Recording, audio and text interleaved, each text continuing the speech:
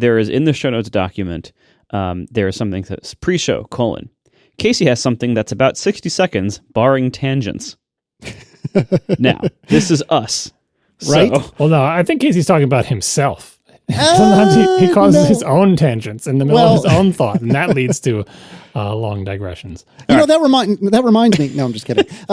So I have to bring us to our favorite, our mutual, the three of us, our collective favorite corner, which is anniversary corner, because today, as we record, is March 11th of 2026. So I think you should force us both to guess, because I have no idea what this is the anniversary of. Marco, you have any idea?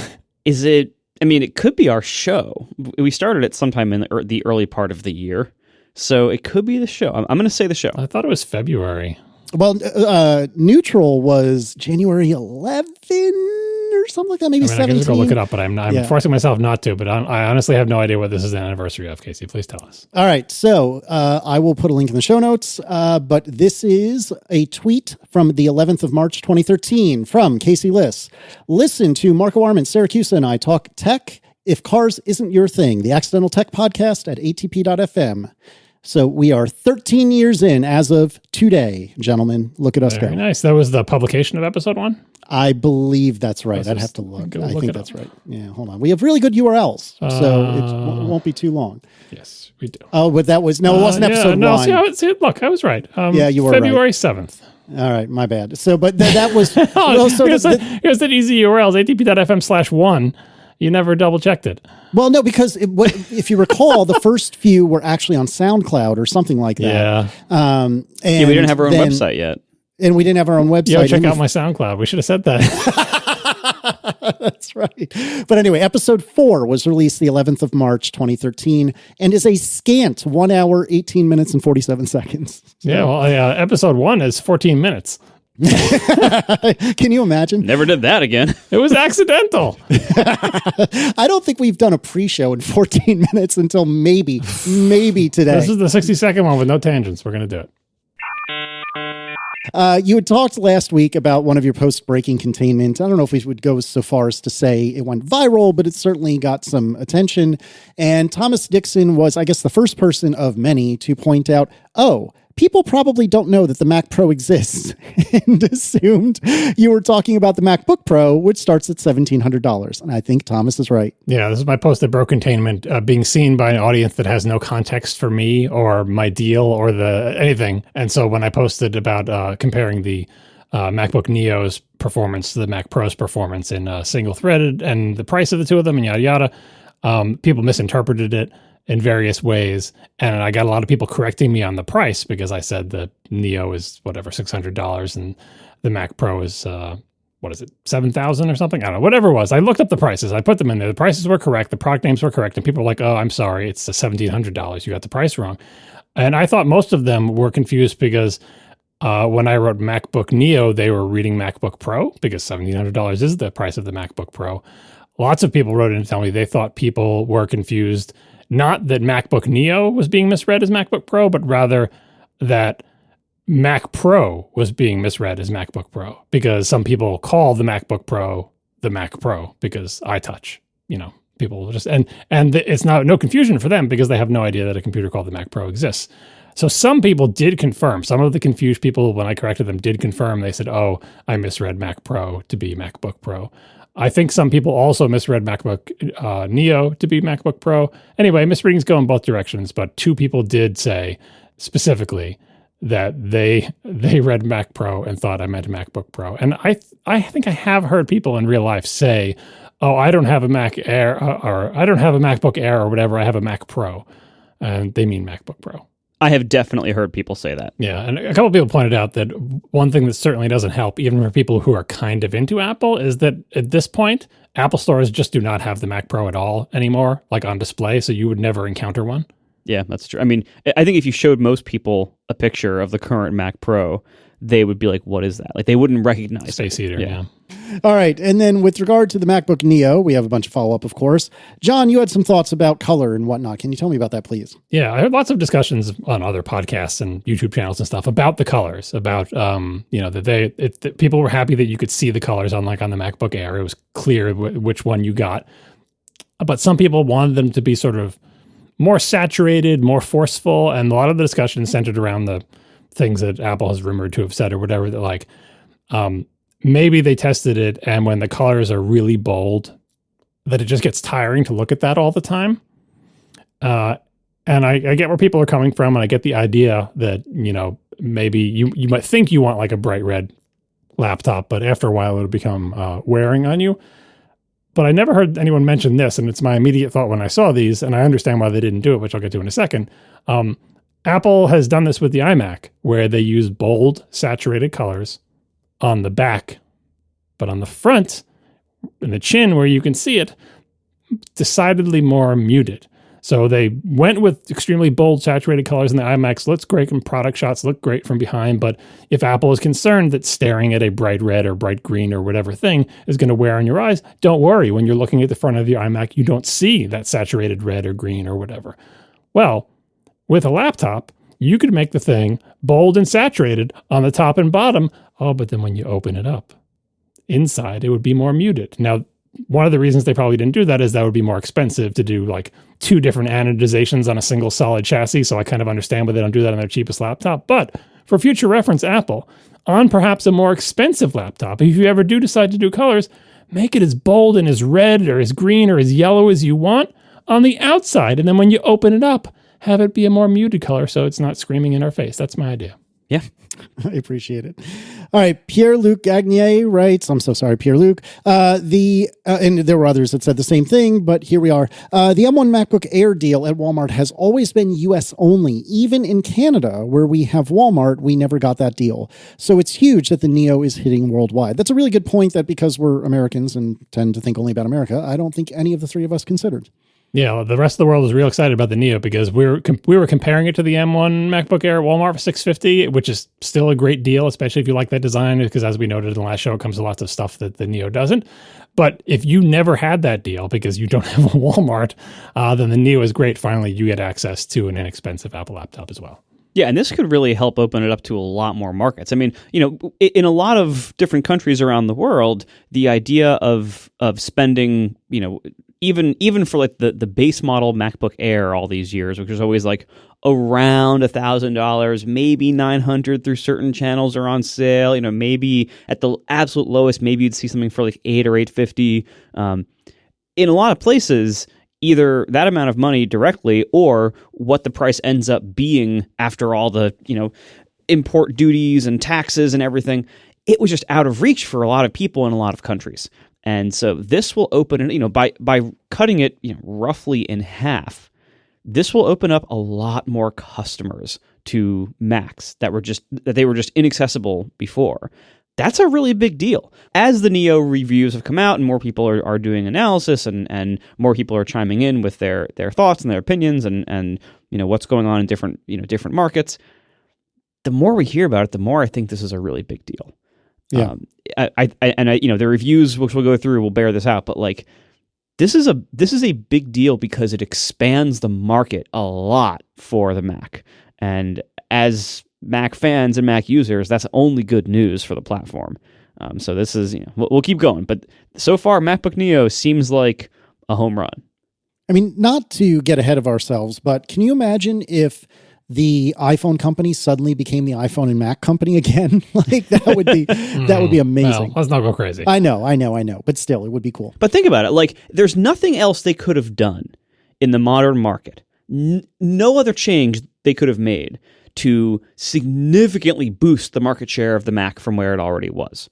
Like they already cover the high end pretty well. I know, John, but they already cover the high end. It's not going to expand the market. So. Yeah, exactly. Like high end customers, high budget customers are covered very well by the Mac, and the Mac does well among those groups. Where Apple had never really served very well is low cost. And they still, low cost is relative. What we mean as low cost as privileged people in the US is very different from what many places around the world and what many markets need for their low cost. But all that being said, Apple has never really served low cost that well. But with this, they're going way further into it than they were before. And that's huge. And if anything, I think Apple's marketing angle of like, look at what PC laptops give you for similar prices. That's a smart play, because when you look at what PC laptops give you for similar prices, it's not good. And certainly Chromebooks and other PC laptops are available for less, but not that much less, and they're not that usable.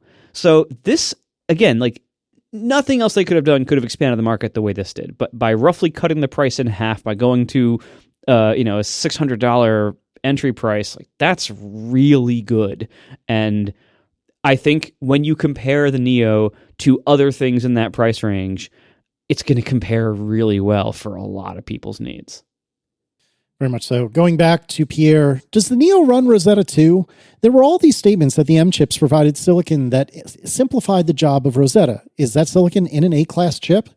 I don't have any idea, but we're going to talk about this among other things in overtime this week, as it turns out. But John, what's the answer here? Yeah, I'm pretty sure that, I remember that when Apple was talking about that, like with the M1, that it had stuff that the phone chips don't, but we're a long way from the M1. And, they've really beefed things up. So whatever thing might have been missing. I talked about last episode that like, it's kind of clear that Apple didn't build the A18 Pro with the Mac in mind based on how difficult it was to add a second really slow USB port. It's clear that Apple wanted to add a USB port, but it had limited options. It needed a cheap chip. The A18 Pro was the chip. It didn't support 2 USB. They could have just included one. It would have been like, well, we always only wanted one. This was actually made for that, but it wasn't. They wanted 2, and they had to hack it in. So it's clear that the A chips, at least the A18 Pro anyway, are not ideal for the Mac in terms of the peripherals and stuff, but I'm betting whatever things that it needed for Rosetta are there. I haven't seen anyone say, oh, and by the way, the MacBook Neo doesn't run Intel apps. And yeah, we'll talk more about this on overtime. So I'm going to assume that it does, and whatever it needs to have for it, it has. I wonder if it doesn't support virtualization at the hardware level. That would be a question, but I think if it didn't, we would have heard about it by now. Well, yeah, it'll be interesting to see when people start stress testing these things. But the thing is, like, all those differences between the M and A were emphasized when the M first appeared, but we've had so many A's since then. I feel like most things have trickled down, except for stuff that is really of no use to the phone, because 2 USB ports on the phone is not a useful thing, and that's where the Neo got hamstrung. But all the other stuff I think probably is useful, whatever things are needed for Rosetta and so on. Actually, you know what? Remember, we heard back when we were first discussing the rumors of what became CarPlay Ultra, we had heard that the way that was implemented was basically a virtualization layer on the phone that ran the like gauge cluster version of CarPlay in like a virtualized real-time OS, and then the rest of the iOS platform ran on its slice of whatever. I don't think we ever got good confirmation on that, but if that was true, then recent iPhones would have had to support hardware virtualization on the processor, and assuming that was all true. But anyway, even if that's not true, even if that was like the direction they might have gone or a direction they were experimenting with, they would have added that support if it wasn't already there. So it is probably there. And I'm assuming the stuff that Rosetta needs is like some instructions that make certain things faster or whatever. And as the ARM instruction set version has crept up since the M1, Anyway, we'll find out if someone gets these in their hands or someone discovers, I tried to run an Intel app on my MacBook Neo and it didn't run at all. But yeah, anyway, see you over time. I'll talk more about this. I would bet that that if it is supported, I bet most Intel apps run faster on the Neo than they did on the last Intel Macs. Yeah, that's the way it's been on Rosetta for a while. We are sponsored this episode by Squarespace, the all-in-one website platform designed to help you stand out and succeed online. Whether you're just starting out or scaling your business, Squarespace gives you everything you need to claim your domain, showcase your offerings with a professional website, grow your brand, and get paid, all in one place and all the way you like it. So what's great about Squarespace, first of all, is it's easy. There's no coding or packages or stuff like that. You just use it, and you don't have to be technical. So if you aren't technical, or if you know someone who's not technical who needs a website, send them to Squarespace, and they can figure out on their own. It's very empowering. They don't have to go through people like us, like programmers, to get their stuff online. So secondly, Squarespace supports so many kinds of businesses. So whether you are just putting up some pages of content, fine. Or you can sell things, and you can sell lots of things, not just like, digital goods, like, you can sell physical goods. They have like sales tax calculation. They have shipping integrations, things like that. You can also sell things like downloadable PDFs, or you can sell time slots. Suppose you're a coach or a trainer or something. You can sell time slots for people to talk to you. You can sell paid newsletters, paid podcasts, membership areas, all sorts of stuff, all in one place on Squarespace. And of course, this doesn't just look like some kind of cookie cutter template thing. You customize it with their cutting edge design tools, so you build a beautiful professional online presence that perfectly fits your brand or your business, and it's unique to you. So it isn't like they're selling the same template to a million people that all looks the same. Your site looks like your site. And it's backed by everything you might need for websites or businesses. So things like domains and SEO tools, of course they have that. Things like analytics and email campaigns, of course they have that. There's so much of Squarespace. Check it out today with a free trial at squarespace.com/ATP. When you're ready to sign up, go back there, squarespace.com/ATP, and you'll get 10% off with code ATP off your first purchase of a website or a domain. So once again, squarespace.com/ATP, code ATP. Thank you so much to Squarespace for sponsoring our show. Andrew Larson writes, the keyboard case for the iPad Air, and I think also for the regular iPad, has a moving trackpad and no backlight, just like the MacBook Neo. The keyboard case for the iPad Pro has a haptic trackpad and backlit keyboard. Actually, that's not 100% true. I think it's 98% true. My iPad Pro, which I'm using the original Magic Keyboard, the original cantilevered Magic Keyboard from way back when, I'm almost certain I've never bought a second one. So I had this from, whenever it came out originally sometime during the pandemic. That trackpad is not haptic. I am 99% sure. Now, the current ones, I think Andrew's right, the current ones are haptic, but it's an interesting point that they're maybe not literally, but kind of sort of recycling the iPad keyboards in trackpads for the... I don't actually know if they're physically the same. It's just pointing out that Apple, I think I had said in the last episode that Apple hadn't shipped a physical moving trackpad in a while, but they have, just not on the Mac. It had been on those iPad keyboards. Yeah, Jason Snell actually mentioned exactly this on Upgrade yesterday. Pretty much the same parts from that first Magic keyboard.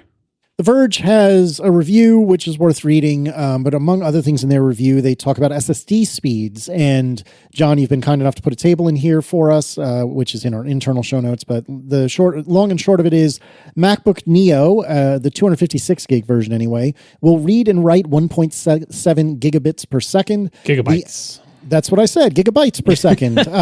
The M1 MacBook Air with a 0.5 terabyte is 3.4 gigabytes per second. The M5 MacBook Air with a 1 terabyte drive does double that. So we're basically doubling each step.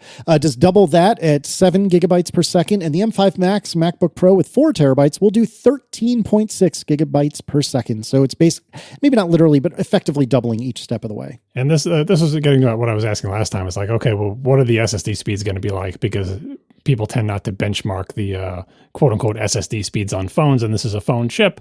And it turns out it's about half the speed of the M1 MacBook Air, which is a shame and not ideal for a Mac, but it's fine for the Neo. But what I think is another place where the 18 Pro is not, really designed for a Mac, because the bandwidth we expect out of a Mac and the size of the SSDs and, how much I/O goes on and so on and so forth, the expectations are different on a Mac. So I do wonder if that will change in the A19, A20 or whatever, as the Neo evolves.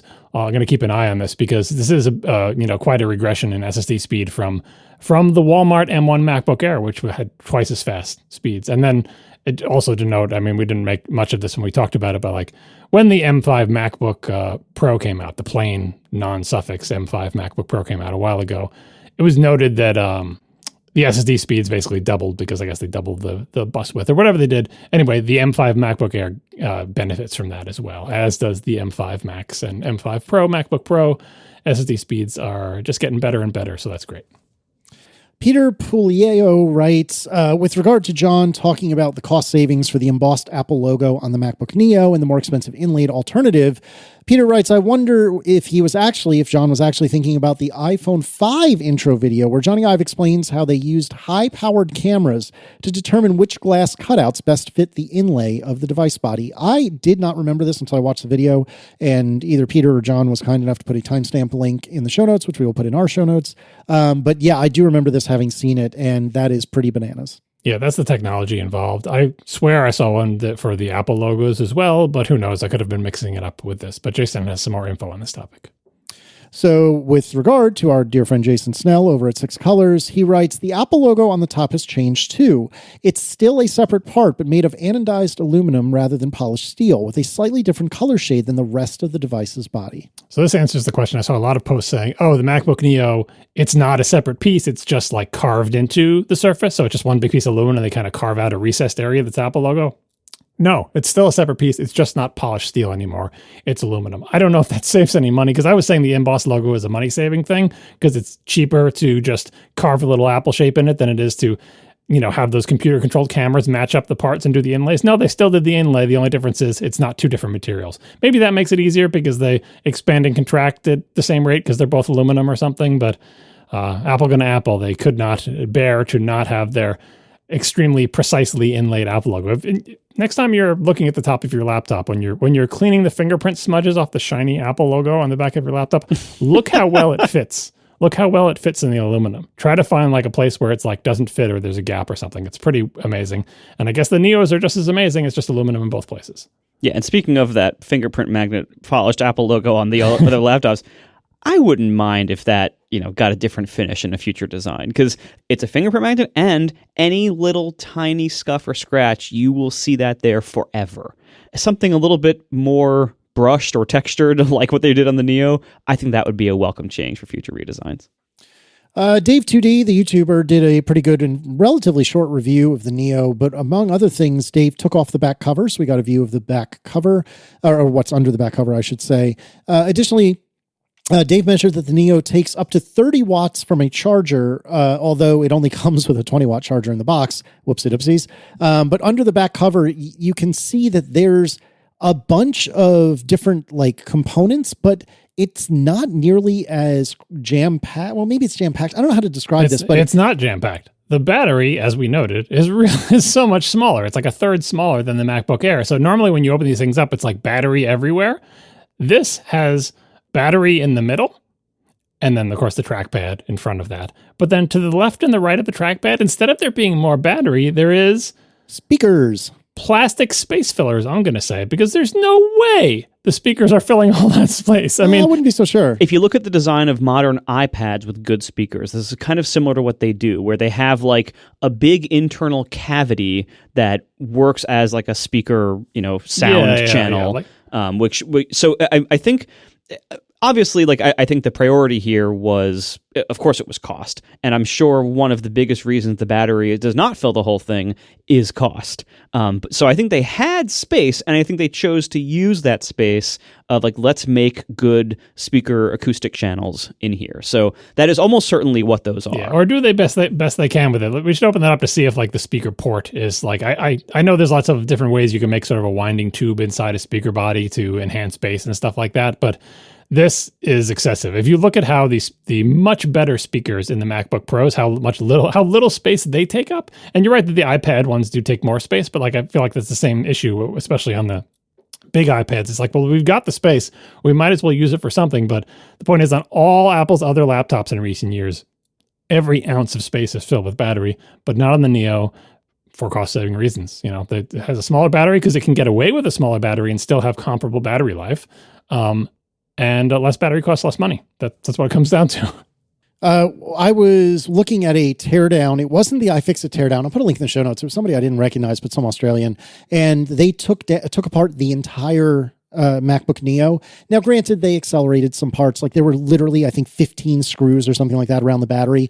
But what was fascinating about this teardown was there was almost no adhesive anywhere in this thing. It was pretty much all screws top to bottom, which is extremely unlike any other Apple product teardown I've ever seen, which is very cool. So I'm really into that. This person was concluding this is likely the most repairable Apple laptop ever. Oh, and speaking of the trackpad, the Dave2D video shows some of that as well. If you're wondering how it works, basically there is a button underneath the trackpad, dead center, and then there is a little pin in the trackpad that presses that button, and that little pin or nubbin is attached to a sideways H-shaped piece of metal. And so wherever you press on the trackpad, it presses down the entire metal H, which presses down the center thing, which presses the button that's in the center. And then there's these two kind of leaf springs on the left and right in the spaces of the H to push the thing back up. So he shows how it works. I don't know if that's also how it works on the iPad ones, but Jason says it is. And Dave also tested the speakers. If you look at the, frequency response lines, this shows the MacBook Pro versus the MacBook Air versus the Neo. Suffice it to say that what you actually want to see here is essentially a straight line from left to right. And the less it is straight, the worse it is. And yeah, the Neo is not as good as the Air, which is significantly worse than the Pro. So that's what you would expect for the price. And then he also did battery tests, which I thought was interesting. I'm not sure how he did them, but he divided it up into heavy load and light load, and it demonstrates a few things. Obviously, it demonstrates that the Neo does have less battery life than the MacBook Air, which has a battery that's 1/3 bigger, so that makes sense. And then the MacBook Pro, this is the M5 Max version, gets worse battery life than the Air, which you would expect because of the bigger power demands. And also you can see the thing that we've talked about in the past, where if you max out a Max chip, it will use a huge amount of power and drain your battery very quickly. So the heavy load time, the M5 Max gets the slowest heavy load time because it has the most machinery to use energy. I think it can get like 70 watts or something when you go all out on it. So yeah, that really demonstrates, although it's kind of not a fair fight because what they're doing is we're going to run you under heavy load until you run out of battery power.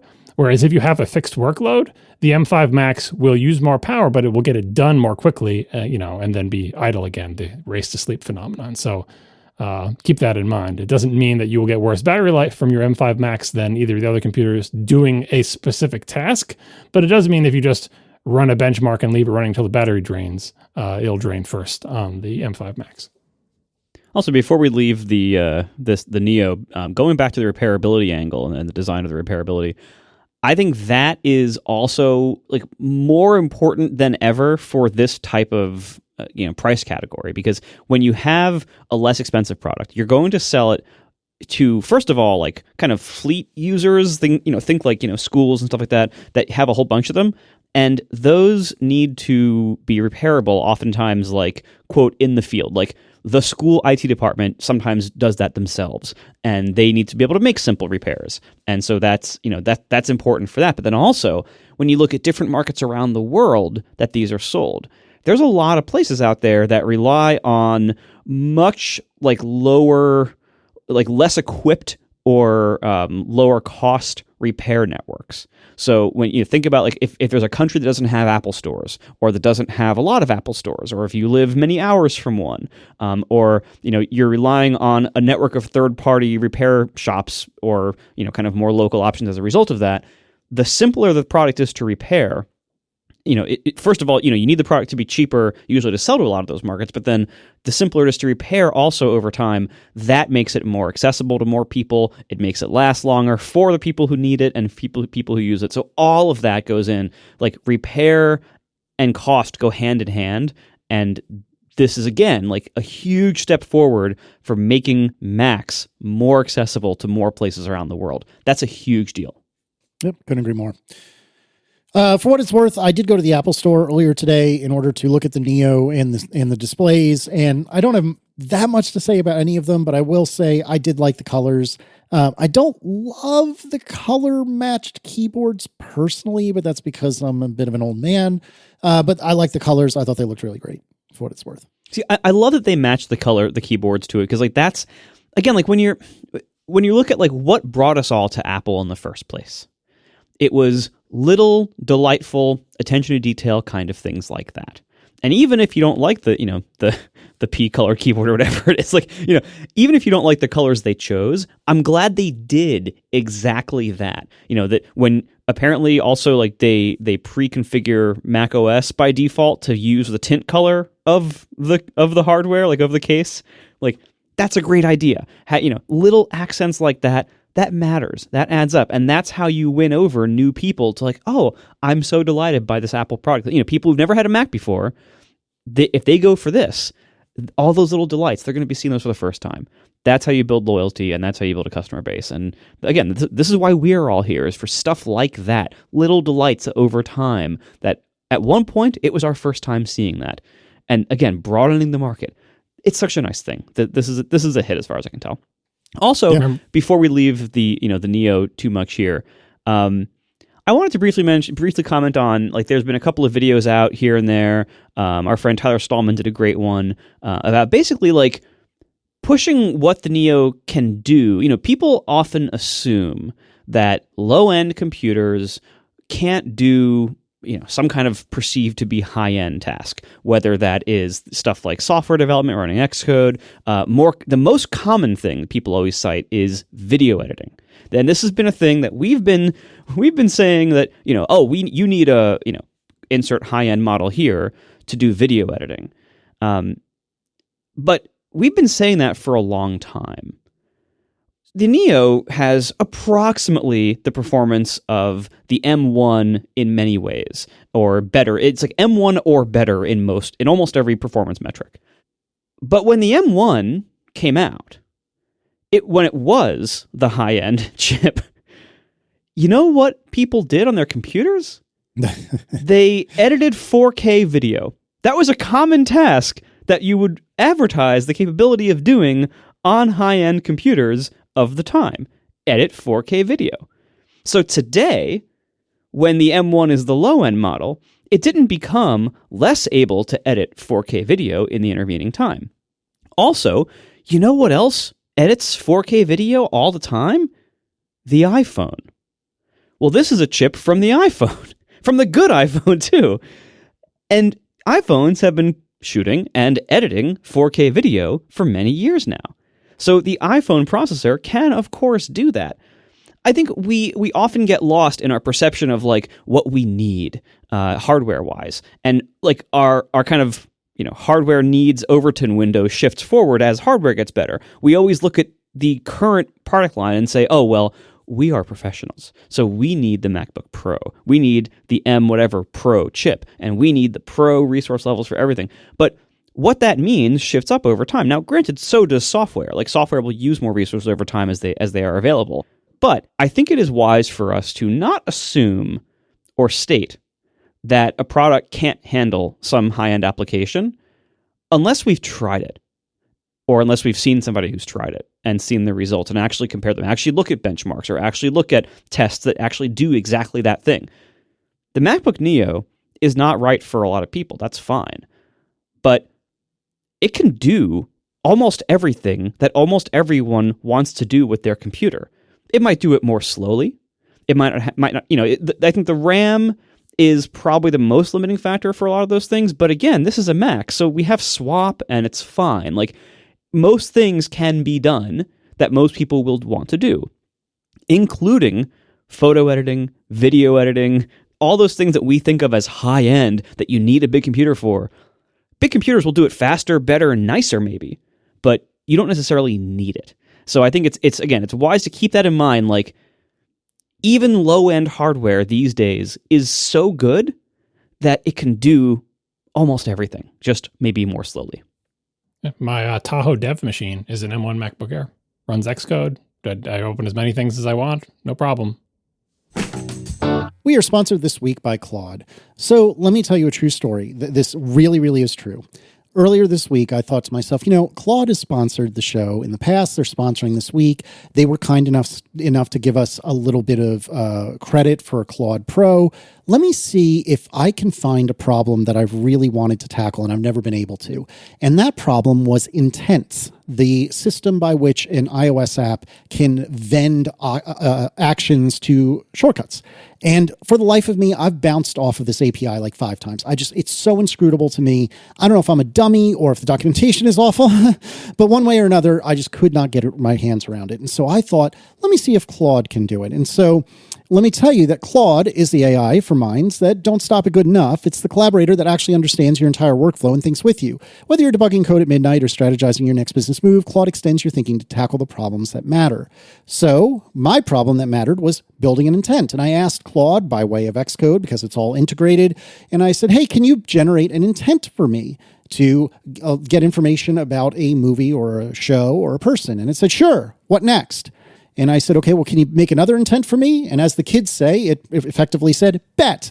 And so next thing I knew, I have a small suite of intents ready to go in test flight, all thanks to Claude. This is an API that I could not get my head around, and Claude did it lickety-split. It was incredibly cool and genuinely eye-opening. But there's other things that Claude does. It'll do deep research. It has connectors, via MCP, which is very, very in vogue right now. You can have it build artifacts. You can do, like I was describing, agentic coding. There's a learning mode where you can see exactly how it thinks and debugs and so on and so forth. All sorts of incredible stuff. So if you're ready to tackle bigger problems, then get started with Claude today at claude.ai/ATP. That's CLAUDE.ai/ATP. And check out Claude Pro, which includes access to all of the features that I just talked about. Claude.ai/ATP. Thank you to Claude for sponsoring the show. Speaking of CPUs then, let's talk about performance cores versus super cores. Brendan Shanks writes that's new in Xcode 26.4 Beta 3, CPU family ARM Sotra, which is H17S, that contains P cores and M cores. Now there's a cluster type M enumeration to go with type E and type P. John, can you translate all that for me, please? Yeah, so H17S is the code name for the M5 Pro that was missing. And I remember that rumor was like, oh, there's a bunch of these code names in a new version of whatever OS it is, but there's no H17S. Where's the M5 Pro? Well, I don't know why it wasn't in there, but it's in there now. And the M type is it's medium. It's between the E efficiency cores and the P, which are not the performance cores, but are the super cores. This is, can we just I'm just going to adopt the nomenclature of just like small, medium, and big. Because that's what they are. Like, there's the big cores, and, they call them super now. The big cores are super cores. Okay. The smallest cores are what are called efficiency cores in the base chips. Okay. And then the Pro and Max now have a new medium core. The base chip has small and big. The Pro and Max have medium and big. And it is indeed a new core. Yeah, and they used M probably. I don't know if they meant medium or whatever, because it's not like it's large and small. But anyway, M is a lot easier to remember. We'll see if the E cores ever gets phased out, because the plain M5 has them, but maybe like the plain M6 won't. But we'll see. So that simplifies the nomenclature a little bit more. And then Quinn Nelson had some more info on this. Right. So as per Quinn, the M5 Pro and M5 Max are on N3P, while the M5 Plain was on N3E. Additionally, citing Baidu leakers with regard to the cores, these super cores are 4.61 gigahertz with 10 wide decoding. John, what does that mean? That means when you're decoding instructions, you can do 10 at the same time. It's like how wide is the superhighway running through the chip, sort of. Gotcha. The performance cores, which are M cores, are 4.38 gigahertz with 7 wide decoding, so about 70% of the performance of a supercore. They also inherit the dual operating mode of the efficiency cores, which is to say that they can drop to a low power state for background tasks. Then the efficiency cores are 3.05 gigahertz with 6 wide decoding. Yeah, so that's small, medium, large, like Marco was saying, 10 wide, 7 wide, 6 wide. So the width, it's not that much wider than the efficiency core, but the clock speed, it can go up to 4.38 instead of 3.0. So it seems like the clock speed increase alone is the main source of, what makes an M core faster than an E core. It goes up higher. It's just clocked higher, and it is a little bit more wide. And you can see how it's within, shouting distance of the 4.6 gigahertz of the big super cores. Then Andrew Cunningham at Ars Technica has some more differences between the chips. With regard to L2 cache, the Super or P core has 16 megs, the Performance or M core has 8, and the Efficiency or E core has 6. It's interesting that in cache, the medium is closer to the small than it is, because it's the large is twice as much. So that's like what makes a super core super. One of the things is they just spend more transistors and more space on cache. The minimum clock speed, we were just talking about maximums, but the minimum clock speed for a performance, or a super, is 1308 megahertz.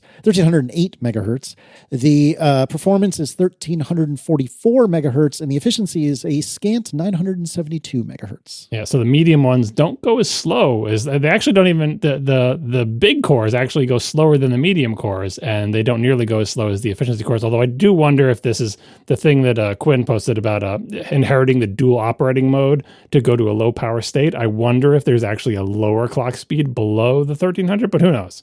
Then Frederick Orange writes, Fusion architecture in one slide. This slide is not the reality. It's just to show the main IP blocks. I think the green surface is probably smaller, so we'll put a link to this in the show notes.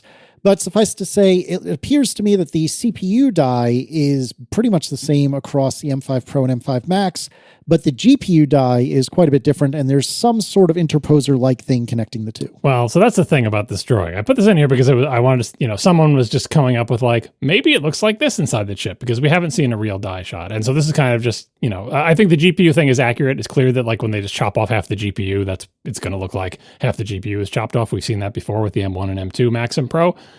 But I don't think there is those green strips, those interposer things. I don't think that's how they're doing it. The whole point with the new TSMC process of the 2.5D stacking thing, SOIC MH, is that it doesn't have that. But I don't know enough to know. So we'll wait to see an actual die shot. But if you want to get an idea of like what kind of stuff is in the chip, even if this is not how it's arranged or how it's connected to each other, this, which is basically a repurposing of die shots of earlier M-series chips, gives you an idea of what the difference is between these two chips and the relative sizes of the parts. We also need to perform a correction from last week. Richard Allen writes, MacBook Pro storage upgrades didn't actually get any cheaper. It only looks this way because the base storage was doubled across the lineup. For the M5 or M5 Pro, this was accompanied by a 100-pound increase to the base models, previously a 200-pound build to order. In effect, this means that the price for storage is 100 pounds cheaper across all storage configs than the last gen, but the gaps between storage tiers remains the same. Yeah, I asked how he was figuring this out because when I was trying to get this info for the review, I made the mistake of missing the deadline to check Apple's website for the upgrade prices. Like they do the thing where the store goes down. Anyway, I couldn't go to apple.com and actually use the configurator for the old things. So I did what I usually do, which is go to archive.org to use the configurator as it existed before the new products came out. But archive.org cannot handle whatever JavaScript redirect stuff the Apple Store does, and I could not get to the screen where I could choose the storage size options. And so I asked Richard, what are you basing this on? Is it just based on your memory? And he said it was based on the Mac Studio storage prices, which you can still go and configure because that hasn't been updated to the M5 yet, and also his memory of what it used to be. And obviously this is in pounds because he's in the UK, but it's tracking the price delta changes across generations is made extremely difficult when archive.org fails me. The next time I'll have to remember to get all of the upgrade prices before the machines come out. All right, there's also new keyboards on the MacBook Pros, or at least here in America. Dan Morin writes, interesting change between the M4 and M5 generations of MacBook. Apple's replaced some of the keyboard labels with glyphs alone. Tab, caps lock, shift, delete, and return. Function, control, option, command, and escape all retain their labels. So let me repeat that. Now there are just glyphs for tab, caps lock, shift, delete, and return. The following remain as words: function, control, option, command, and escape. Also, we are aware, as Dan writes, that this has been the case outside the United States for some time, but it's also the case here now, too.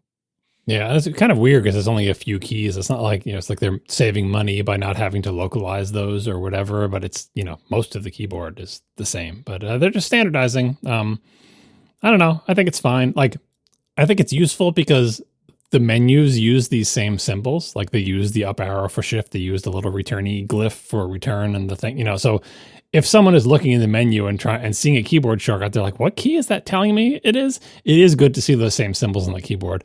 I'm not sure you had to remove the word because, command and option and stuff have both the symbol and the word, but that's because command, option, so on and so forth are sometimes spelled out in Apple's own documentation. They don't just use the symbols. They actually usually use the word. I'll get used to it, I guess. And the rest of the world's been used to it for a while, I suppose. We got a lot of questions about what are third-party alternatives to Apple's displays. Say I want something akin to the Studio display or even the XDR, but I don't want to pay Apple pricing. What should I get? John, what are your thoughts on this?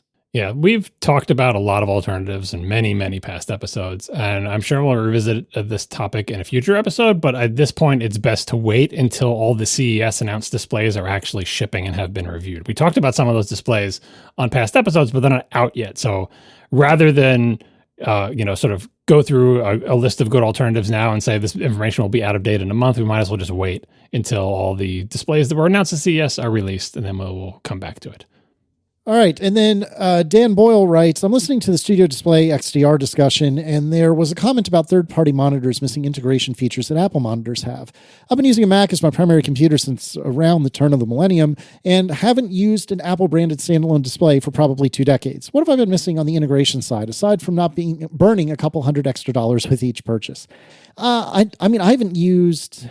I've used the Studio Display, and I have these LG 5Ks.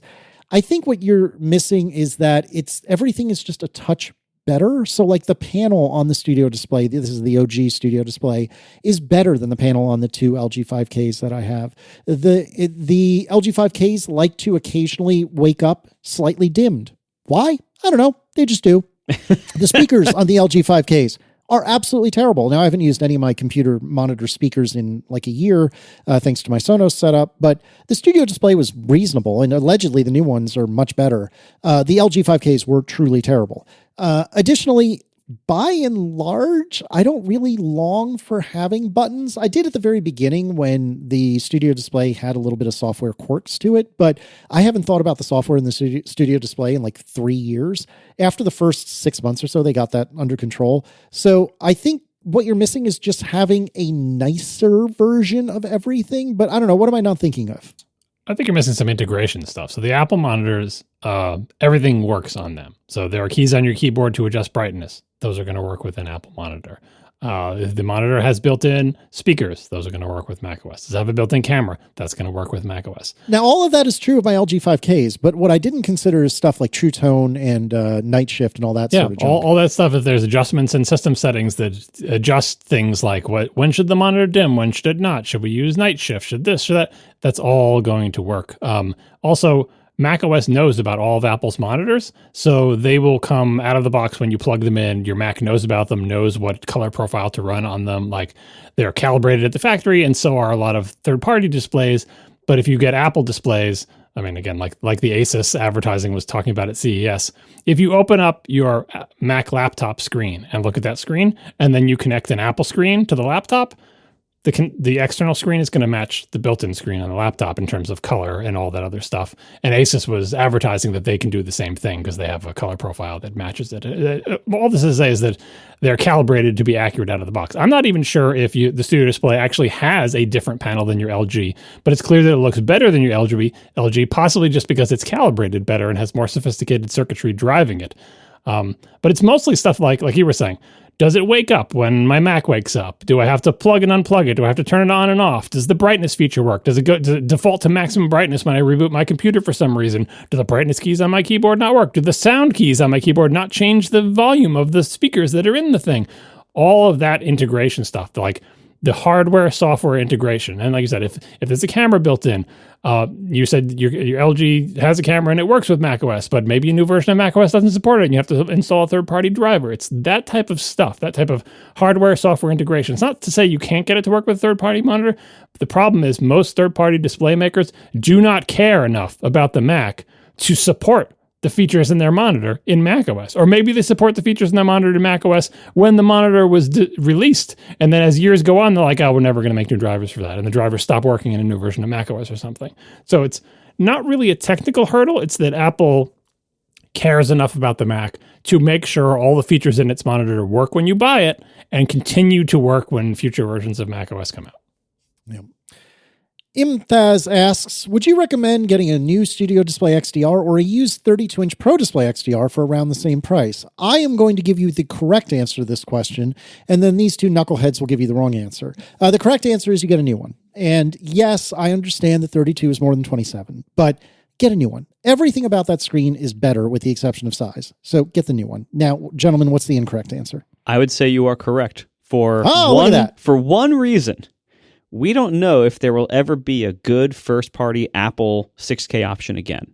So, what John was just saying about how, third-party monitors, and what Casey was just saying, like, all the things that make third-party monitors not very good with, of an experience using with Macs, you are better off having an Apple monitor. But once you go 6K, once you expand your monitor, going up in monitor size is glorious. Going down in monitor size is painful. So, if you never use a 6K monitor, you'll never get used to a 6K monitor. So stick with your 27-inch 5K size and get the best one that now exists, which is Apple's new Studio Display XDR. Get that while you still can. Don't become a 6K addict like me. You can never go back. I don't know what I'm going to do if I ever have to go back. I mean, look, the answer is I would suffer through, but if you never try 6K, you will never know 6K. And in every other way, the new Studio XDR is the better choice. So go with that. I replied to this person on Mastodon and I said, I would get the used 6K display, but if you've never used a 6K display, get the Pro Display XDR. For the reasons Marco said, like if you've never got you mean used the Studio 6K, display? Don't do it. Like just like you're fine. You don't know what you're missing. Get the like Casey said, the Pro Display XDR is a better looking the Studio Display XDR is a better looking monitor. And if you've never used 6K, you don't know what you're missing, so that's what you should get. All right. Let's talk about the Studio Display RAM and storage. Apparently, as per Mac Rumors, the Studio Display has an A19 with 8 gigs of RAM and 128 gigabytes of storage. Why? Who knows? The Studio Display XDR, the A19 Pro, has 12 gigs of RAM and 120 gigs of storage as well.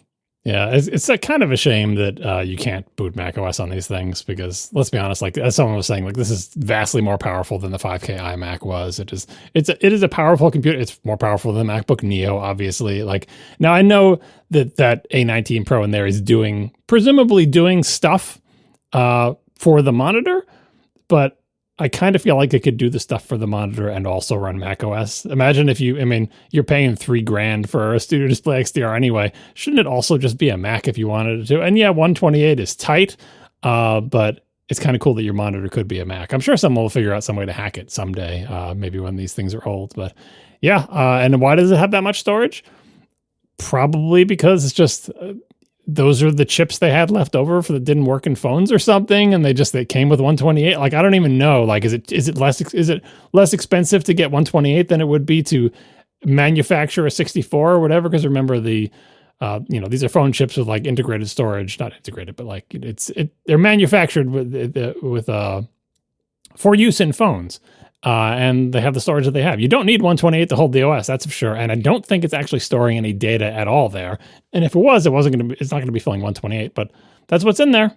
A fairly powerful Mac caliber chip that is more powerful and has more RAM in the case of the Studio Display XDR than the MacBook Neo. And speaking of the XDR, I went to the Apple Store today, as I said briefly earlier. And I checked out the Neo and I checked out the Studio Display and the Studio Display XDR. Interestingly, the Studio Display was mated to a MacBook Neo. The XDR was mated to a Mac Studio. And I got to tell you, they were, 2 feet apart from each other, and there weren't that many people in the store at like 2:00 in the afternoon on a Wednesday. I went back and forth looking at the two of them. I used the UFO test website that we used for something in the past. I don't remember when it came up, but we used it for something. And I used that website to try to see what the ghosting and blooming looked like. And I kept looking back and forth between the two monitors. And honestly, to my eyes, in a bright Apple store on a very sunny day in Virginia on a Wednesday afternoon, the only way I could tell that the XDR was the XDR was that the 120 hertz scrolling, I can tell immediately. In the same way that, people who believe in Celsius say, oh, you can't tell 1 degree Fahrenheit difference. I can tell. So can John. So can Marco. In the same way, I can tell the scrolling, even just using Safari, I could see the difference in scrolling between the 120 hertz Studio Display XDR and the 60 hertz Studio Display. That being said, for my admittedly crap eyeballs, in terms of blooming and stuff like that, I really couldn't tell the difference. I mean, there's no blooming on the plain Studio Display because there's one big backlight. What you should have just done is run a movie in letterbox, and so you can see the black bars above and below. That's true. Then you would notice that the black bars are gray on the Studio Display. And by the way, a good point. This brings up another naming problem that we're going to have. We have been referring to my and Marco's 6K monitor as the XDR for short, and that doesn't work anymore because there's two Apple displays that have XDR at the end of them. So this is going to be tough. But I guess as our displays have been discontinued and fade from history, XDR will start to mean the Studio Display XDR. But you'll notice if anything that has to do with black levels. And remember also we talked about that Safari, there's some setting in Safari that makes it only do 60 hertz unless you flip this setting and let it go higher. Yes, and I tried to do that, and I think I succeeded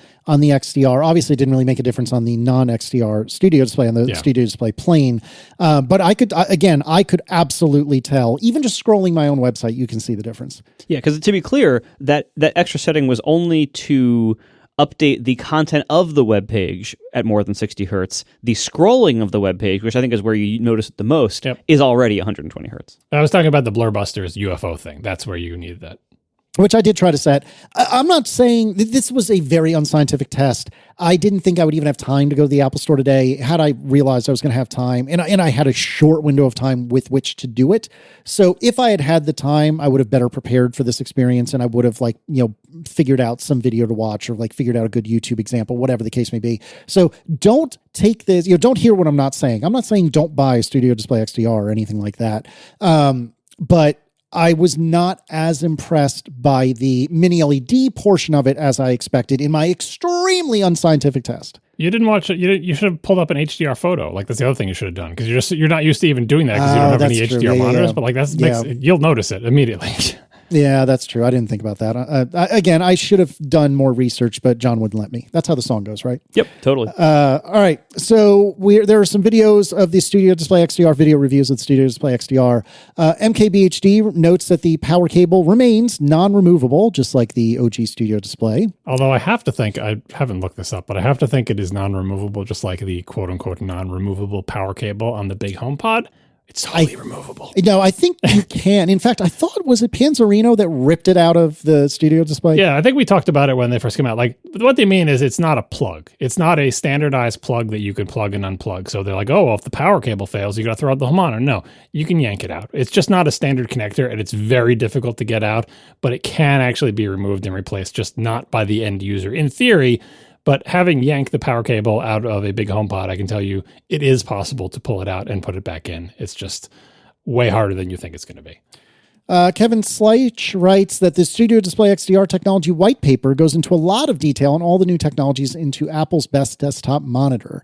And I completely meant to read this earlier today, and it slipped my mind. So I have not done my research. Again, 5 demerits for Casey. But John, you did do the homework that this song asked you to do. So tell me about what's going on in here, please. Yeah, there's just a few things I pulled from the document I thought were interesting. First, Apple's touting the super wide viewing angle. And this is quoting from the document.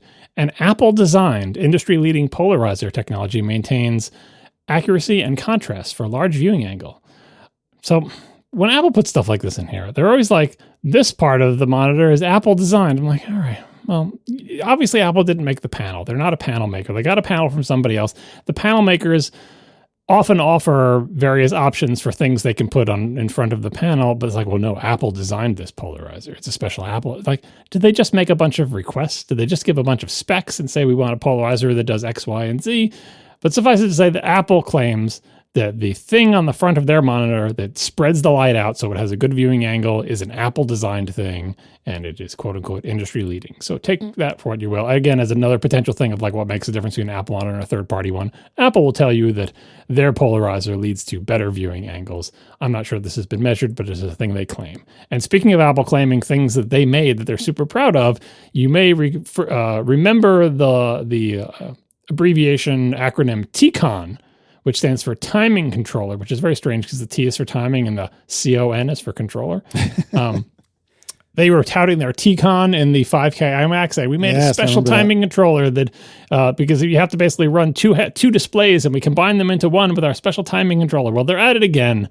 As they say in the document, timing controllers are used to control the timing and display of the pixels on an LCD panel. Studio Display XDR introduces an advanced new Apple-designed TCON. They love designing TCONs. With 4 processing pipelines, 5 embedded microcontrollers, and a local frame buffer.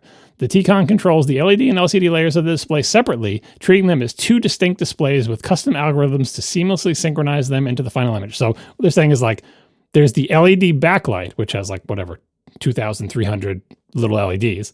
And then there's the LCD layer, which has the millions of colored pixels. And those two things are controlled independently. Continuing from the document, it also stores and stores and applies calibration data to the pixels and the individual light characteristics for each of the 2,304 LED zones.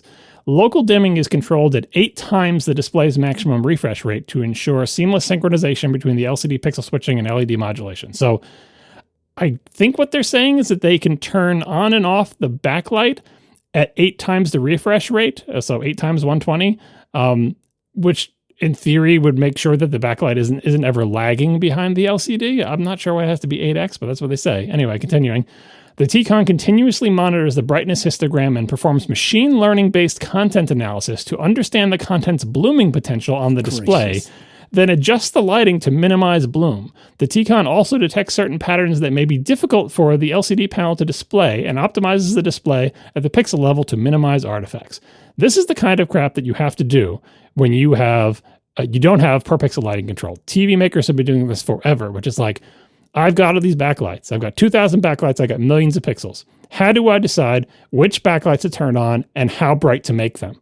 Because I want to minimize blooming, but I also want to have those brights. You know, it's a very difficult thing to do, and they're always coming up with better and better algorithms to figure out what is the right, at any given moment, at apparently 8 times the screen's refresh rate, which LEDs should be on and how bright should they be based on what I know is coming in the screen that's going through our T-Con controller. So, I mean, that's reason number a million why I'm always in favor of per pixel lighting control, because all these problems go away when you don't have to do this. Right? Which parts of the backlight should we turn on? You just turn on the pixels, right? There are other problems that go with that. It's hard enough just to figure out just turning on the pixels, but now you got to add this into the mix. It makes it more difficult. So they have had to do, and I'm sure they do this on the MacBook Pros as well, so I'm not sure why they didn't tout it there, but like any mini LED backlight screen has to do this type of stuff to figure out how to minimize blooming, essentially. And the early, very primitive mini LED backlit TVs did like a really primitive job of this. They would just look at the image and say, okay, well, based on the brightness of the image, this is where it should, and they had awful blooming.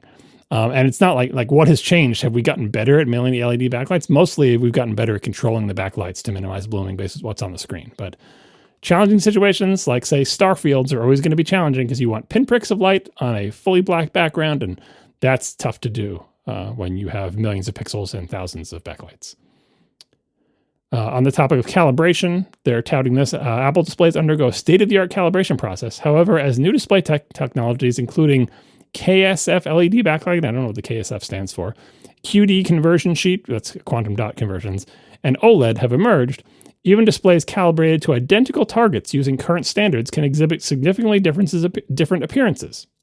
This has revealed limitations in the standard colorimetric system derived from CIE 1931 color matching function, or CMF, widely used in the industry for display calibration. Apple has developed Apple CMF 2026 to address the limitations of CIE 1931 CMF, and the Studio Display XDR is the first Apple display to support it. So basically they're saying the standards that we use for calibrating monitors aren't sufficient anymore because if you calibrate 2 monitors using it and they're like, oh, okay, they're both calibrated, and then you just look at both monitors, they're not the same. And so they've come up with their own calibration standard that is presumably better and takes into account all these new technologies like the variable backlighting and OLED and so on and so forth. So, and of course they named it after themselves, the Apple CMF 2026, and that's what they'll be using on their displays going forward, I would imagine.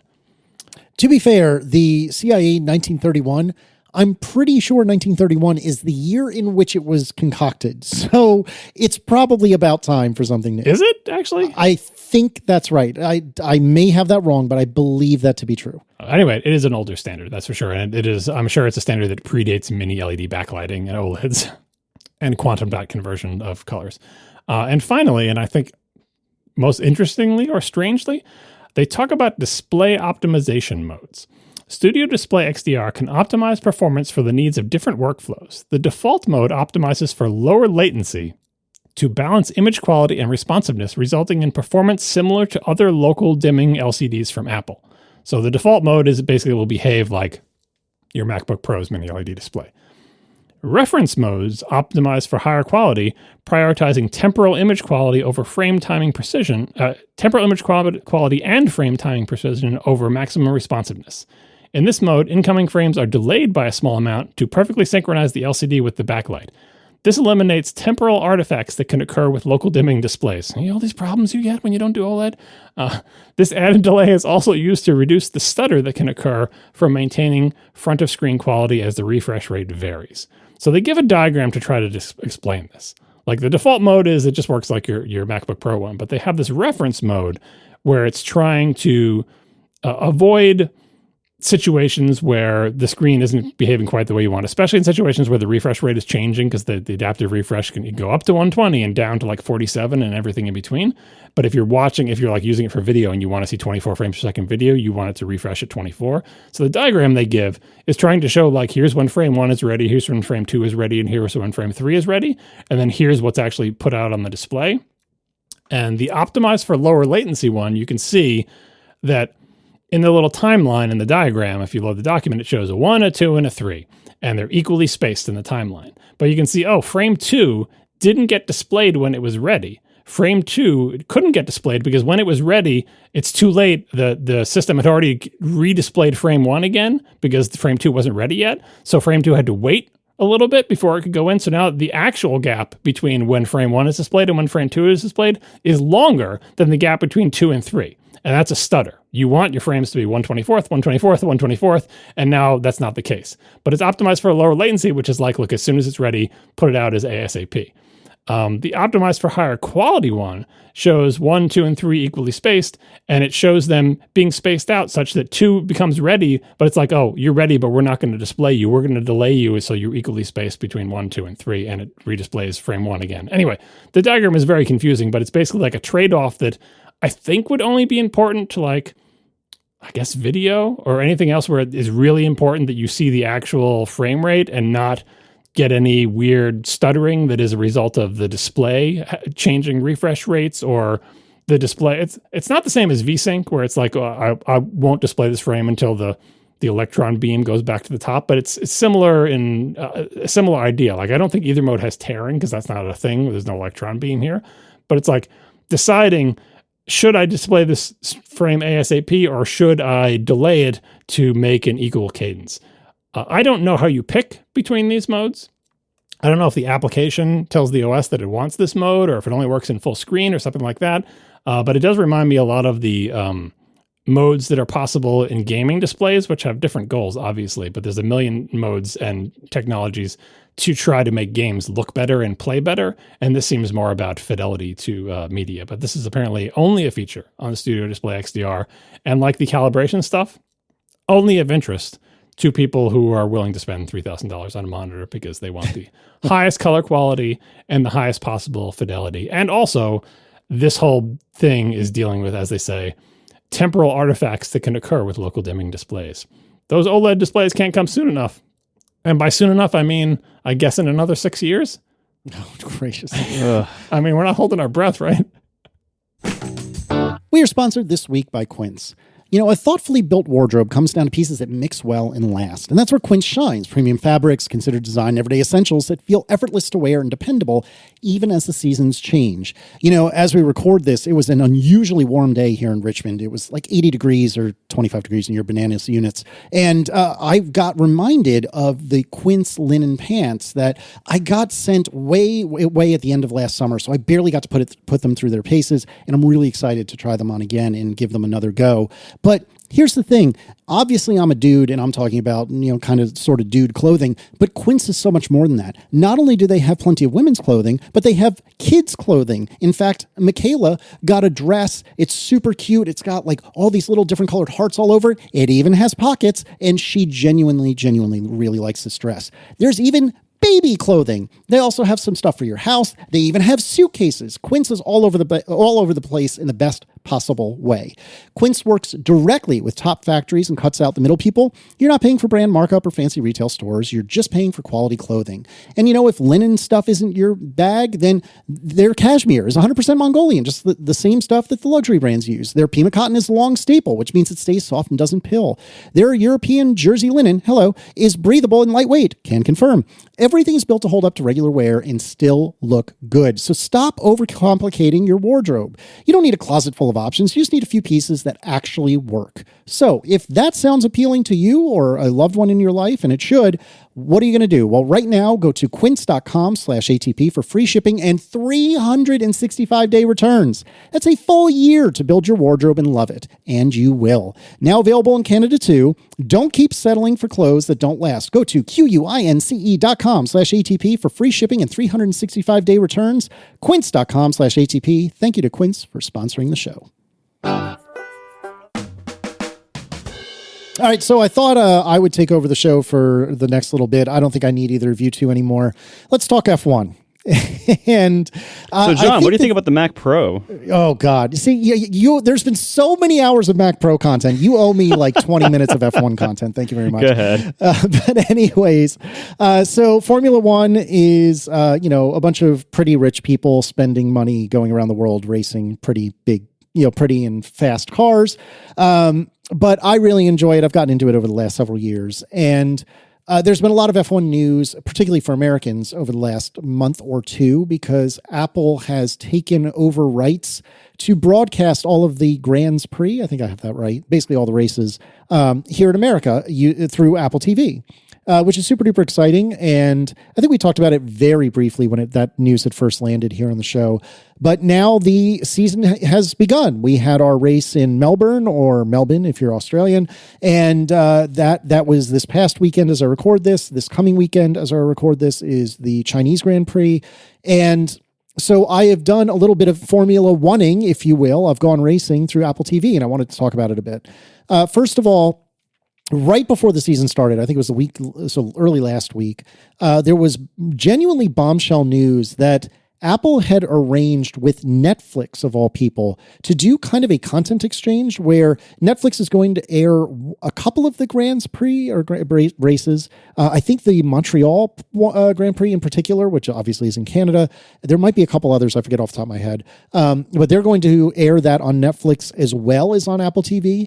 But interestingly, Apple TV, you can now use your Apple TV or Apple One or what have you account to play the Netflix show Drive to Survive, which is fascinating and extremely cool because Drive to Survive is basically like a drama documentary about the prior Formula One season. They have a new, like 5 to 10 episode run every year, typically coming out shortly before the season starts. And it is an incredible way to get into F1. If you are curious about F1 and really want to get into F1, I cannot recommend Drive to Survive enough. And you can now watch it on Apple TV, which is really cool because I canceled Netflix like 3 years ago. And so I was really excited to be able to watch it.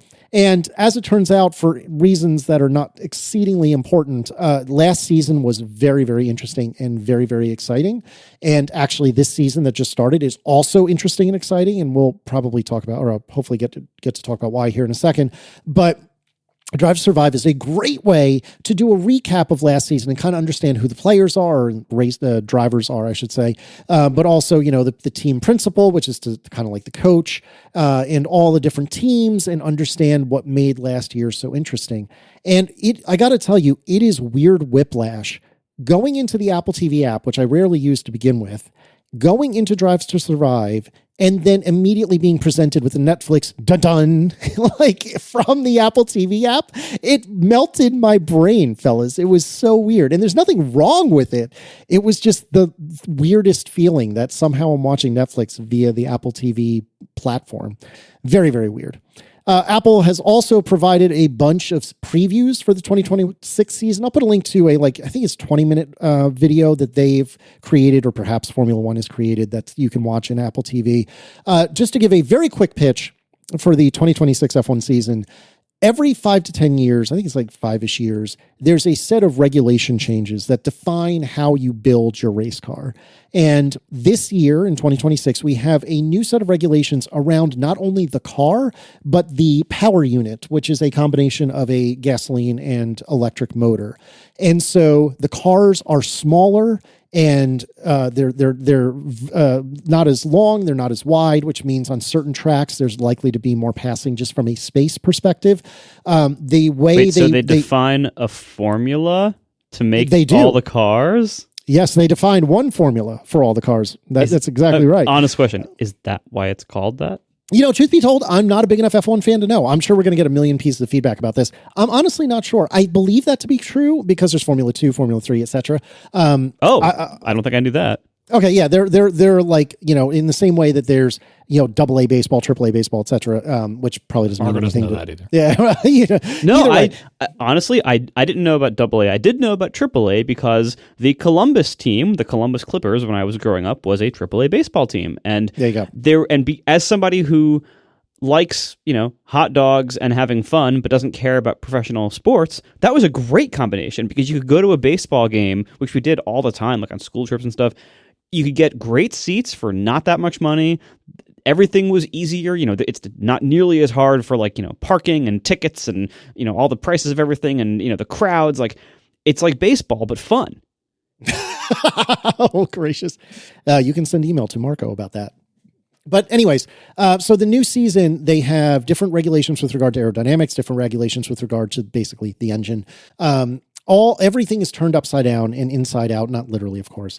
And so this is an incredibly good time to get into F1 because all of the people that have been winning for years, it is unlikely they will keep winning.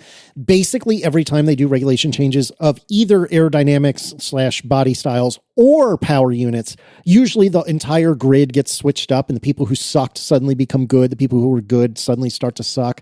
But now we're getting a switch of everything, the power units and the aerodynamics. So if you were even lightly interested in F1, I cannot stress enough, now is the time to jump in, particularly if you're American, because you can get F1 for quote-unquote free as long as you're an Apple TV subscriber.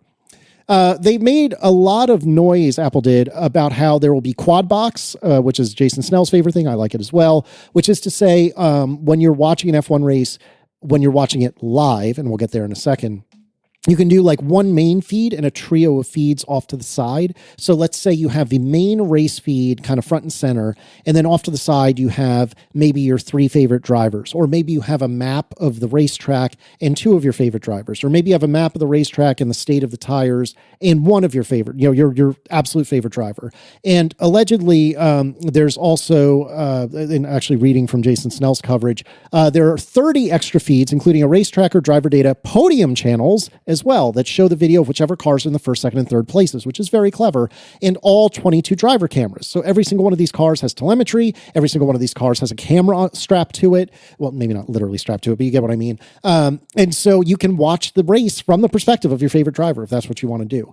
All of this is really incredible, and I've been living this world over the last couple of years, which we talked about several episodes ago, through the really genuinely excellent F1 TV, which is Formula One's first-party TV package that they use everywhere else in the world and is available here in America, but you can't pay for it anymore directly with F1 as you used to be able to do, and as I did, to the tune of like $120 a year.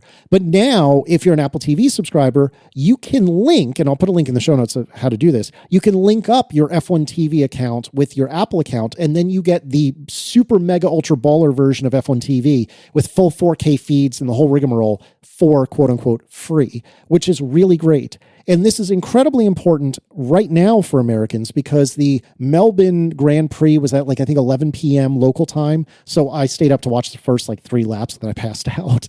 The Chinese Grand Prix, I think, is at 1 in the morning this coming Sunday or something like that. I forget exactly when.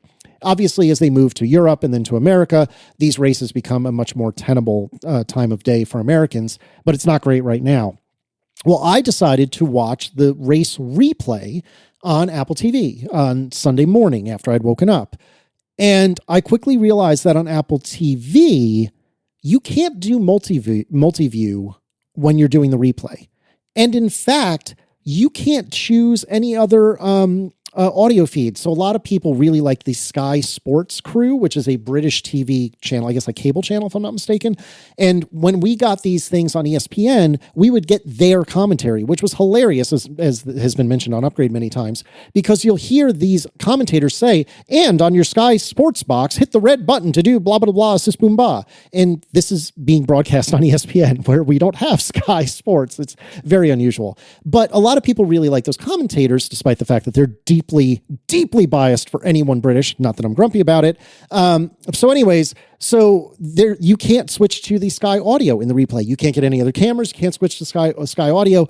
The replays kind of suck on Apple TV, which is really surprising to me. And perhaps they'll get better, and I'll follow up in the future if they do. But they really kind of suck right now. And it's funny because you can switch over to the F1 TV app, which is genuinely pretty good. And you can get the replay with multicam, with the Sky Sports commentators and the whole rigmarole.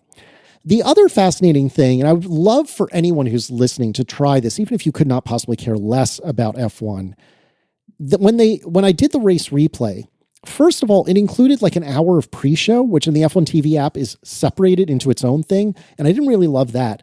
But the very first thing I saw was a fucking ad for American Express. That was the first thing I saw when I started the replay. What are we doing? What are we doing? The whole value add for Apple TV is so I don't see any fucking ads. And now I'm seeing an ad for American Express front and center immediately. Sorry, John, front and center. Well, I think Apple has been very, very clear that Apple will put ads that it wants to put wherever it wants on all of its products, on all of its services, usually for its services. I mean, this is a little bit. That's the thing. But Apple has already, by their actions over and over again over many years, has already said, we don't care about showing people ads. It's fine. We will take that trade-off. Like, they have already sold out that part of the user experience many years ago. And that is, I don't like that. I don't accept that. But that is true, that they don't care about showing you ads and promos as much as they want when it suits them. Yeah, and I don't love it. I really don't love it. Neither do I. Now, to be fair, I have not seen a live race yet, and this coming week is not going to be that week either. So I would presume, well, certainly the multi-view thing will get better in the live race. I don't know if there's going to be a pre-roll ad or something like that in the live race. I really have no idea. But the other thing that's kind of chapped my bottom is that in the upper right-hand corner, on and off throughout the race, it said in like a little like half opaque, not faded, but for lack of a better word, faded display in the upper right hand corner, broadcast presented by American Express, pipe, Apple TV. What are we doing? What are we doing? That's not shown on F1 TV. I don't have to see any of this bullshit on F1 TV, but I have to see it on the special Apple. We believe in design. We believe in nice shit. And I'm seeing this on Apple TV. Like, what are we doing here? I don't get it. Are there ads on the cars? Oh God, yes. But that's just noise at this point. I'm sure there's infinite ads in the video. Yes. You're watching a bunch of billboards traveling 200 miles an hour. That is true. You're not wrong. You are not wrong. I mean, that's every sport. I'm a little annoyed. I didn't think of it that way until just now, but you're not wrong. But I don't know. On that topic, though, I have a technical question. I know you haven't been watching F1 that long, but you were talking about the driver cameras and how you couldn't switch through them in the replays and so on and so forth, and how they have a camera on every driver's car. I can't think of any other sporting event where such an integral part of the broadcast is attached to the competitors. I know in other sports, like they have the camera that flies over the football field and the NFL and the wires, and in other sports they have 1,000 cameras around the stadium, but they're not physically attached to the competitors. Like I think maybe in the NFL they put like helmet cams on for something, but they're not literally on every player. They're not certainly not. Integral part of the broadcast, where especially if people get used to this, is the expectation. First of all, it's the expectation of the producers of the show that they can choose any driver to show at any given time to build the broadcast. But second, with these apps, and now the viewer also gets to choose, I want to see my favorite driver or whatever, right? So this leads me to think, all right, what happens if the camera on whoever like the first or second place person is fails in the middle of the race? Do they treat it like, whatever, like accident on the track, everyone goes slow and they like fix the cameras or something? No. Or do they say, well, tough luck, the camera broke, but we're not like we're going to tell him to stop, because that would really screw up the race, because, he's in the lead now. And all I know about F1 is from the F1 movie with Brad Pitt, so God knows what but like, there are things that can happen on the track that can really mess things up for you if you're in the lead, because like if there's a crash, it's a safety concern, everyone has to like stop racing essentially. And same thing with, people going to the pit stops and whatever. So has this ever happened? My question is, what happens when the camera breaks? Surely this has happened at one point or another. What do they do?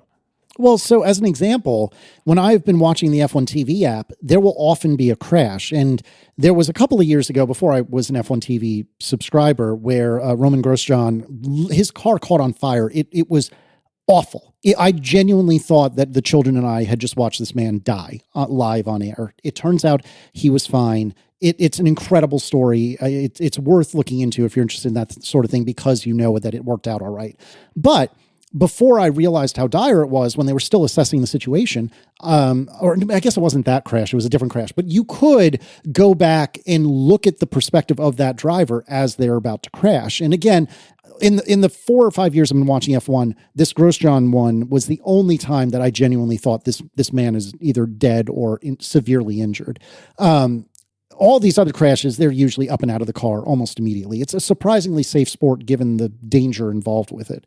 So anyways, when a crash happens, what you can do is you can flip over to that camera and watch their perspective of the crash. And then you'll see the driver get out of the car because the camera's like over their shoulder. And then they'll show like the crane picking up the car. And then at some point, one of the directors or whatever for F1 TV will be like, well, that's enough. And then they'll just put up a logo of the team, and that's that. And that's the entire rest of the race. If you go to that camera perspective, you just see a logo for like Red Bull or whatever. So they do not stop the show if the camera goes bad. Now, that's for a car that crashed. I'm saying the car is racing, the person's in first place, but their camera broke. A wire got loose. Who knows? No, I totally understand. Issue. I've never seen that happen. I'm not saying it hasn't happened. I wonder if they have backup cameras, like they have a second one or whatever. It's just interesting to, like, the reason I'm thinking about it is because, like, who team could sabotage their own camera and, make it break at an opportune time for them, such that blah, blah. Anyway, because again, all I know is the stupid Brad Pitt movie, so who knows how realistic this is. But it is a challenge, because if you're a viewer and the person who's in first place, like first and second place, are dueling and you want to see through their camera and their camera breaks, you miss out on that part of the you're never going to get that footage back. So it's like, and every sport is like that. You like, if it's a dramatic play at the end of the Super Bowl or something, which rarely happens. But anyway, there's 1,000 cameras in that stadium. And if one of those cameras break, don't worry, there's plenty of other cameras. Like, they'll get the angle, they'll get the play. Like, it's their job. They'll get you the content. But if it's in a car, like, the car is going zoom, you can't sort of hop onto the car like a little droid and fix it for them. They're too busy racing. So anyway, that's my question about cameras. What do they do when it breaks? To answer that a little bit, I've forgotten that as you're talking, it reminded me that I believe all the cars have 3 cameras. They have the standard camera, which is over the shoulder of the driver. They have one that's really down low on the front wing of the car, and one that's pointed behind the car. And so I would assume that if one of the 3 of those cameras fails, they would just lock in, for lack of a better word, on one of the other cameras. I don't know that for certainty, but that's what I would assume they do. Yeah, well, I've watched too many YouTube videos about plane crashes. Like, what about when all 3 cameras fail? That will never happen, right? Don't watch YouTube videos about plane crashes. It's not healthy. Not a good idea. But yeah, I mean, as negative as I am about the advertising, which obviously I'm a touch negative, I do think that this is, on the whole, really great for Americans, really great to make the sport more accessible to Americans. Now, admittedly, ESPN is not that hard to come by. Basically anyone with a cable subscription had ESPN or has ESPN. But I do think that it's really neat that this is something that Apple is exploring. I bet you that whenever the time comes in a couple of weeks that there's a race that I can watch live, I suspect I'm going to be very enthusiastic about the live experience. I also didn't mention that on the Vision Pro, I think you get 5 camera angles instead of 4, which is exciting. But again, and maybe they'll make the replays better as well. I mean, I'm not certain that that's going to happen, but I presume it will at some point. But sitting here now, I'm kind of meh on the experience, but I do think it has incredible potential, and I'm really excited for them to realize that potential. Or in their defense, I guess they have realized it. It's just I can't tell because I'm here in America where the races are on in the middle of the night so far. But again, I can't stress enough for the 2 of you and for anyone listening, if you're even vaguely interested in technology, in engineering, in cars going fast, in the drama of, these incredibly big, loud personalities, I really do think F1 is worth a look. And another thing that the F1 TV app does, and I'm pretty darn sure, yes, Apple TV does do it as well. They'll also do a race in 30. So if you wanted to dip your toes in, several hours after the race ends, they'll do a 30-minute cut of the race where, they show all the exciting bits. And I can tell you the first race of this year, the first half, the first 30 or so of the 50-ish laps that they raced were really good and really, really exciting. The back half was kind of a snooze, but this is such a good time to jump into it. There's plenty of content out there, both within Apple TV and elsewhere, where you can check out, what is F1 about? How does it work, etc.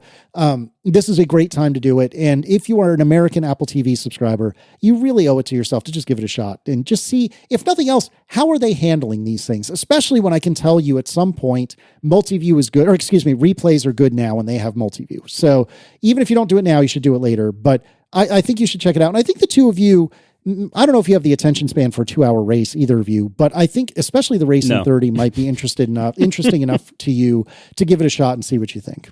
I'll watch the F1 sequel movie. Fair enough. So in the last week or two, I forget exactly when it was, Samsung had their big announcement for their new phones, or I guess the new Galaxy line of phones, if nothing else. And they announced the Galaxy S26, and it has a feature. I didn't put this in the show notes because I kept forgetting. I'm assuming John did, but I'm really glad that John or whoever put this in the show notes, because I really wanted to talk about this. The S26 has something called the privacy display. If you're listening to this in a situation where you can watch a video for a few minutes, I strongly suggest you pause me for a moment and go watch Samsung's announcement video starting at 31 minutes and 10 seconds. We'll put a link in the show notes that hopefully will have a timestamp on it, but one way or another, we'll have a link in the show notes for you. This is incredible. So I have some dear friends that live locally, right around the corner from me, basically. And the husband and wife, they both have these privacy screens on their phones. I'm sure you've seen this before, where you can only see what's on the screen, basically, if you're looking at it dead on. And if you're looking at it off, on an angle of any sort, the screen is just like a deep gray or even black. It is annoying as hell when they show me their phone, because they want me to see something on their phone. But if they're not tilted exactly right, I can't see a damn thing. Yeah, it basically makes the phone unusable in many common situations to get the privacy. And that's, that's not even taking into account the fact that the color is all like weird and, everything looks kind of milky, for lack of a better word. It's not for me, not my cup of tea. And these are, I'm not familiar with this. I've seen them, of course, but I always assume it's a thing that you attach, that you lay on top of your screen, like a screen protector. Yes. Are there any phones that have a privacy display like that built into the phone, or is it always an aftermarket thing that you stick to the front of your display? So it's always an aftermarket thing until now. Mm-hmm. So the Galaxy S26 has what they call privacy display. And I'm very unclear on how this works. They did try to explain it. I can explain it to you. It's in the and video. I watched the video and it went right over my head. So we'll come to how in a second. But what the net effect is that you have software control over whether or not the privacy display, the screen is in privacy mode or not. So you can control via software on the Samsung Galaxy S26, or I presume there's maybe a subset of the S26s, but whatever. I think it's the S26 Ultra. I forget. There you go. Yeah. You get the idea. So you can control via software whether or not the screen is visible off axis, right? Which in and of itself, I think is super freaking cool. But then they went all Apple on it. You can, with software, say, hey, anytime I open the Wells Fargo app, not blank the screen, to make the whole screen privacy mode, so that anytime you open your banking app, the whole screen goes into privacy mode. So presumably the only person that can see what's going on is you. But then it gets even freaking better. Then they have, I don't know the specifics about it, but they showed like a notification coming down from the top of the screen where only the notification is in privacy mode. So a subset of the screen is in privacy mode. That's the coolest part. This is so freaking cool, and I want it on my iPhone yesterday. I'm not sure you do, but first let me say one thing about this. We're calling it privacy mode. And what it means is you can only you have to be looking dead on at it. The screen has to be like perpendicular to your eyeballs, right? If someone is shoulder surfing you, it is very possible for them to be pretty much as perpendicular as you are and see the screen. It doesn't make your screen invisible to other people. It just makes it way harder to shoulder surf you because you have to get right. You have to be similar angle to the person viewing it. If you think this is like, now only I can see the screen. Well, not true. Especially if you've ever spied at someone's computer or phone screen, for example, on a plane, where often you have a view that is fairly direct angle at the thing because you're right behind them and you're looking through like the crook of their ear and their shoulder and their neck at their phone screen, and they're holding their phone in their left hand, and it's actually facing you just as much as it's facing them. So just don't, if you get a privacy display, like a stick-on thing or this technology, don't assume it literally makes it invisible, because people can still shoulder surf your, passcode if you have a numeric passcode or something like that, or see your messages or whatever. So there's that. But the other reason you probably don't want this is how it's implemented. And I that's the reason I looked at this video and got the timestamp out, because I wanted to know how they implemented it. And they implemented it in a clever way, but also a kind of way that makes you go, not great. All right, tell me more. So what they've done, the video is to be believed, the video is, computer graphics. It's not showing like microscopic images of the screen, which I haven't seen yet. But conceptually, they've taken the screen filled with pixels, and each pixel has an RG and a B subpixel in it, according to this video. Who knows if that's true and it's more complicated. But anyway, every pixel has an RGB subpixel. And they basically checkerboarded it like a checkerboard. Where every other square, red, black, red, black, red, black. So picture the whole display. Every square on the checkerboard is a pixel, and each one of those squares has an R, a G, and a B. Okay? Let's say the red squares on the checkerboard are regular pixels with huge, wide viewing angles. The black squares on the checkerboard have RGB subpixels, but then they have in front of them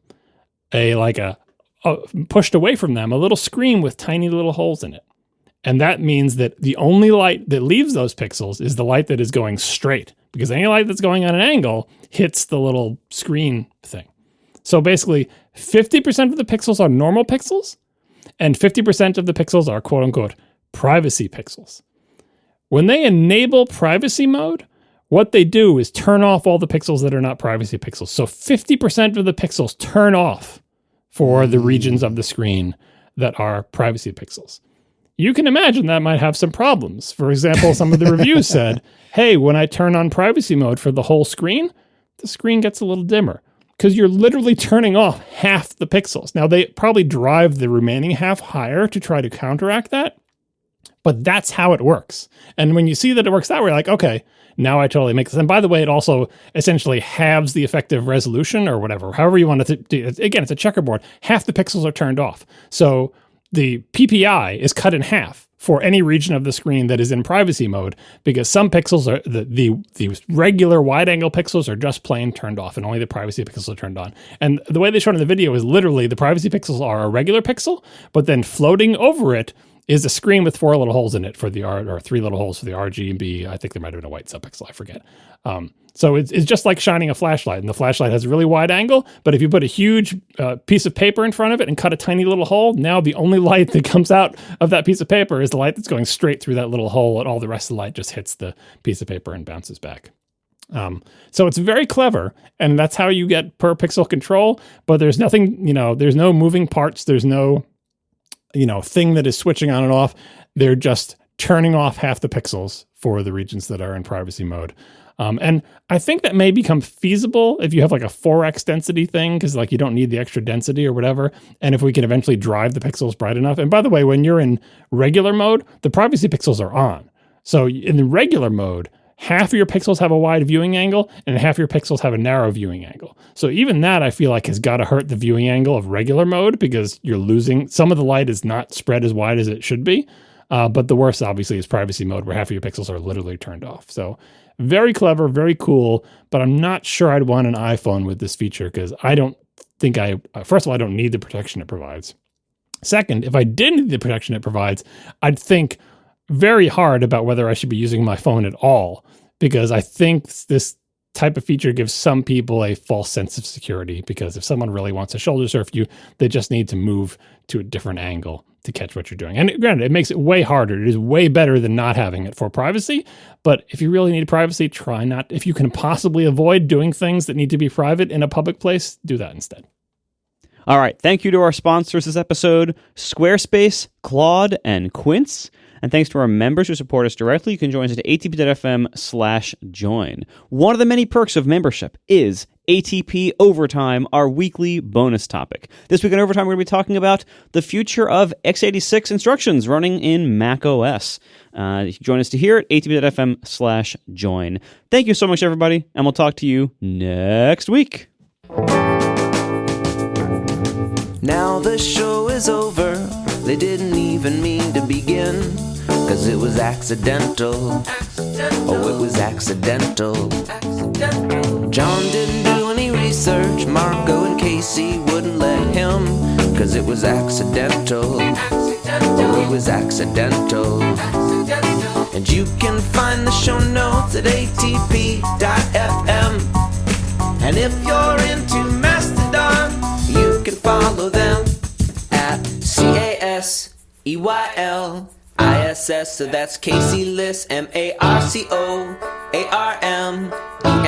Marco Arment, SIRAC, USA Syracuse. It's accidental. They didn't mean to. Accidental. Tech podcast so long. A few episodes back, I, in the pre-show, gave a big rant, which you agreed with, Casey, about the workout app changes so bad. in watchOS 26. So bad. It's driving me batty. It's really bad. And I mentioned, I'm like, oh, I'm kind of eyeing a Garmin. I don't know. I had never explored the world of third-party smartwatches for iPhones before. Well, let me give a bit of background. For the last few months, I have been training for a very large walk. There's an event that takes place every spring in Manhattan. This group called the Shore Walkers arranges something called the Great Saunter, which is a 32-mile walk around the perimeter of Manhattan in one day. Whoa, that sounds awful and awesome all at the same time. Yeah, I've been getting into longer distance walking. It kind of started as a tribute when I lost my dog this past summer, and kind of walking in his honor, and then it just kind of grew from there into, I want to do this crazy thing, which happens in May. And so, you don't go from a routine of 1 or 2 mile dog walks to being able to walk 32 miles in one day without hopefully, some intervening steps in the middle of, training for longer walks. And so what I've been doing is over the last couple of months, like slowly ramping up, the amount I've been able to walk. And so what that means is taking a lot of long walks. But I, of course, being the nerd, I'm like, obviously I need to optimize the gear for this. And, I've optimized like the shoes. I use the toe socks, which look stupid, the Injinji toe socks. They look ridiculous. They are a pain in the butt to put on and take off, but you don't get blisters at all. And it's amazing. And thanks to a tip from our friend _David Smith, I've been using those toe socks, the thin version of those toe socks with an outer sock so that you get even more cushioning in a nice wide shoe. I've been having great luck with the Altra Torin 8 wide shoe, and it's great. Okay, all that stuff aside, I hope that's useful to somebody. But of course, I'm optimizing the gear. And the first thing I think is, well, can an Apple Watch go that long? Because I want to track the entire walk. Now, there are breaks. No one's going to walk 32 miles without taking a break. It takes like 13 hours, so it's a long time. But you can stop here and there. Over the course of the day, you have time for maybe an hour and a half total of breaks throughout the day. You have to stop at every pizza place and have one slice. Yeah. Oh my God. Yeah. Anyway, so I can stop and top off an Apple Watch with a charger, a couple times throughout the day if I need to. But of course, I'm like, well, what if I had a smartwatch that was better for it? And literally, like 2 days after I had said on our show that I was annoyed at the Apple Watch's workout redesign, I went on a very long, like a 17-mile practice walk. We did north to south of Manhattan. His hair is gone gray. He passes every day. They say he walks the length of the city. And I was using the Apple Watch Ultra. And at one point, I had I'd gone into like a coffee shop to get some coffee in the morning. And I paused the workout because, of course, it yells at you. And then I know you can turn that off, but every so often the Apple Watch resets all of my notification settings, and I don't know why. And so I start to get reminded to stand every so often, which is fun when you're on a flight, or you get the notification saying it looks like you've been walking. Do you want to start a workout? It's like, I'm just walking across the street, it's fine. Or it'll say, if you stop for a second while you're on a walk, you should pause the workout. That's what I did in the coffee shop. I forgot to unpause it, and I only realized that like a mile and a half later in the walk. And so I just lost that mile and a half of recorded progress in the Apple Watch. And this, the Apple Watch, it's very much like the Apple TV. This is a product that is kind of half-assed by Apple. It could be so much better if they put more effort into it, but they seem like they're fine mostly not doing that. Like, they don't seem like they're not stepping on the gas on this product. It's fine. It does fine. It does well for them, like in the market, and they don't seem like they need to try very hard. At least they don't think they need to try very hard on this product.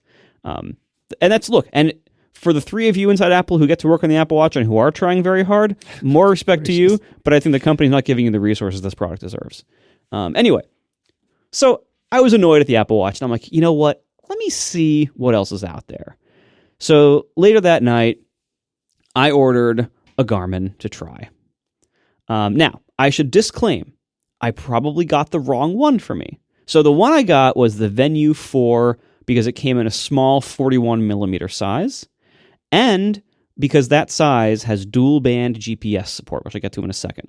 In retrospect, that model was probably a little too small for this particular use, like battery life-wise and feature-wise. I probably should have gotten one of the Forerunner models. The Phoenix 8 is also like their flagship thing, and that comes in a 43 millimeter size.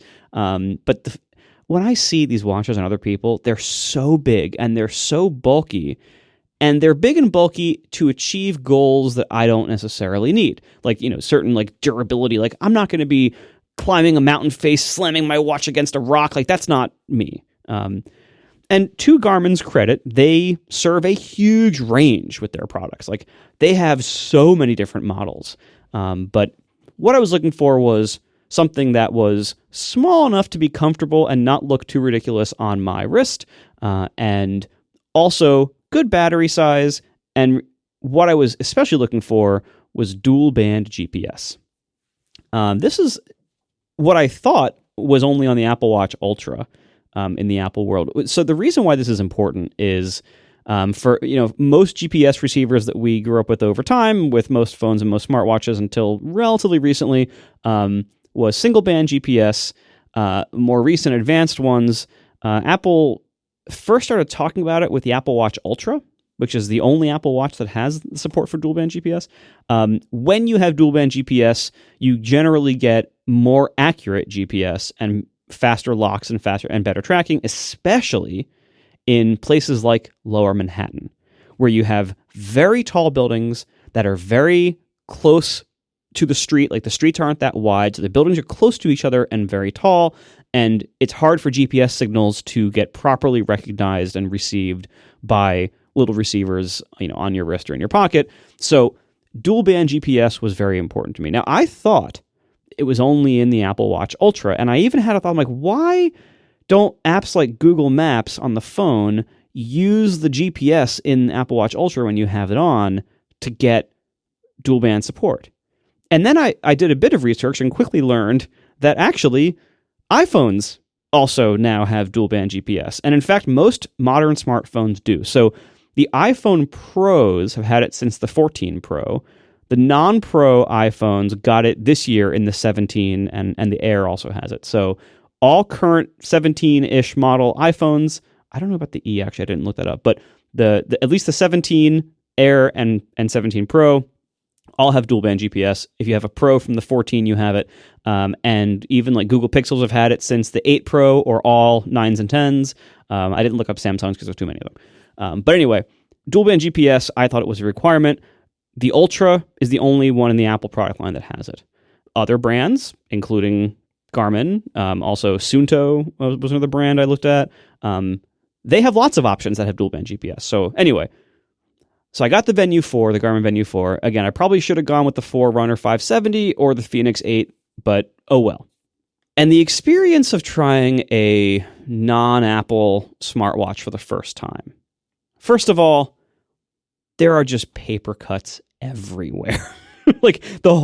So first of all, the experience of managing a Garmin in particular, Garmin has like 2 or 3 different apps that you have to use for different things. Like there's one that connects to the watch, but there's a different one that you use if you want to buy watch faces and stuff and apps and like. Oh my god! So it's already like off to a rough start. When you put the watch on, you quickly notice, oh, Apple Watch bands are really nice. These bands are not. And it's something that like, if you had never worn an Apple Watch, you would think other smartwatch bands were fine. But Apple, like, one thing the Apple Watch has gotten right since the start, they have really good bands compared to the entire rest of the watch business. Their Apple Watch bands are really nice. They're comfortable, they're functional. They don't necessarily always look the best, but they are very nice bands. Especially their rubber is really nice. Back when they made leather, their leather was really nice. Like, they're great bands. Okay. So Garmin watch has a really cheap, crappy feeling strap. Now, you can replace it with any standard, that one was an 18 millimeter strap. Most of them are 20 or 22, whatever. You can get those on Amazon for nothing. So you can put third-party bands on it from the rest of the watch world, but you're missing out on the nice Apple straps. The charging situation, it has a proprietary charger, again, just like the Apple Watch. It looks like an old phone charger, like before phones had USB, like one of those like kind of custom, like couple of prongs on the end of a black thing, just kind of a inelegant charger. Small thing, but again, little paper cut. All right. So I start to use the watch. And first of all, it's very Android-y in the way everything works and flows. I don't know if it actually runs Android. I assume it might, but little things about Android that bother iPhone users, like there's no scroll bounces on the end of a scroll view. That kind of thing.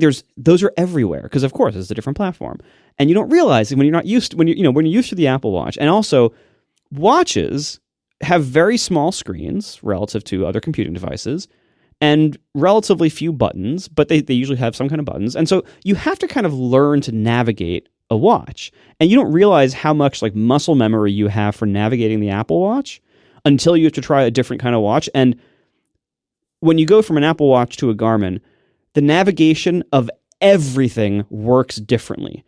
From simple stuff to like, what direction do you swipe up or down? Do you swipe left or right to navigate certain things? How do you go back? What do the buttons do? Where are the buttons located? Like all of that stuff is different. So there's a pretty steep learning curve. And most of it I don't think was better. It was just, I just have to learn this thing that's different. And at this point I will say, I'm sorry, Casey.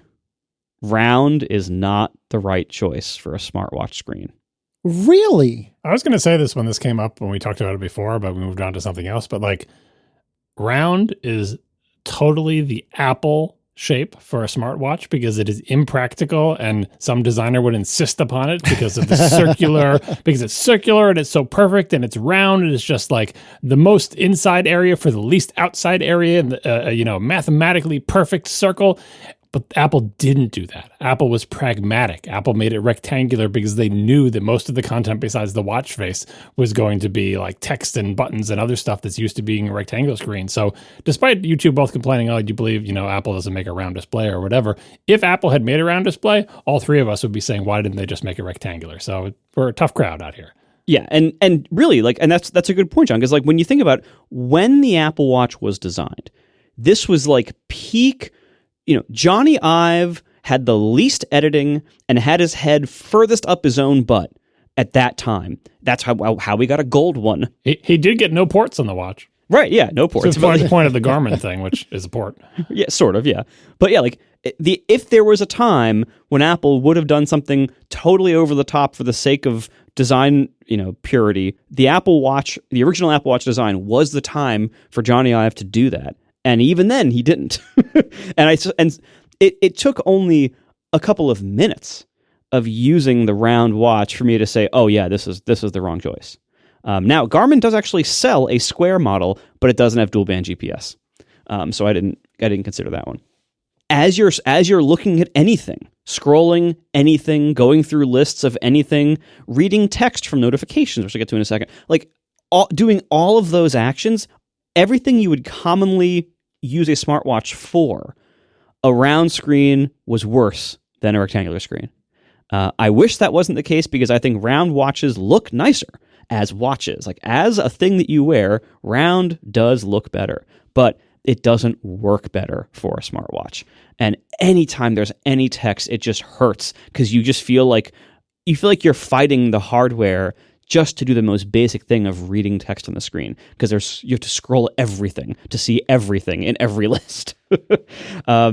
I would say otherwise, like the available watch faces, they're a little loud visually for my taste. The screen was nice, it was fine, but like the watch faces were, the way their complications worked, the complications kind of sucked, if I'm honest. There are third-party watch faces that look all right. I didn't explore it much because I decided this watch was not for me, spoiler. But so I decided I wasn't going to start buying watch faces for $2 each to look at them. But the experience of using a non-Apple smartwatch on iOS is also pretty restrictive. And this is almost entirely Apple's fault. This is not Garmin's fault. This is entirely on Apple. And we'll see if some of like the regulatory stuff, especially in the EU, we'll see if this changes things much. But the biggest things you notice when you don't have an Apple Watch, when you have a third-party watch, are you don't have watch access for Siri, which is, it turns out I do that a lot. A lot of times, the reminders that I create for myself through Siri, a lot of those I do from the watch. Like I'll just hold it up and say, hey, remind me to whatever. Also, speaking of reminders, another restriction is you can't respond to notifications, including you can't use the extra buttons that show up on a notification. So when I get a reminder alert and I want to hit snooze, I can't do that on a third-party watch. Only Apple Watches have access to do that. So this is not necessarily, it's not Garmin's fault, but it is Garmin's problem. So that just, it makes the experience much worse. And there were basically every part of it was full of more paper cuts to me. I realized I would take it off, but if I didn't power it off, if it was just off my wrist, like sitting on my desk, if I wasn't using it, every notification that came into my iPhone, the Garmin watch would buzz, it would vibrate, and it's sitting on the desk, so it's it's very loud and elegant, and literally even though it is off my wrist, so it knows, it has a sensor like the Apple Watch, it knows I'm not wearing it, but it still chooses to vibrate on every single one. And maybe there was a setting somewhere to change that. I didn't get that far with it, but it just became very obvious to me. Oh yeah, this is not working for me. Like I had to decide how much do I hate the Apple Workout app? Do I hate it so much to put myself through all of that? Just to how many paper cuts am I going to tolerate on this other platform that is really optimized for very different things than what I care about? How many paper cuts will I endure there to spite the Apple Workout app for that one big paper cut of how, starting a workout is clunky now?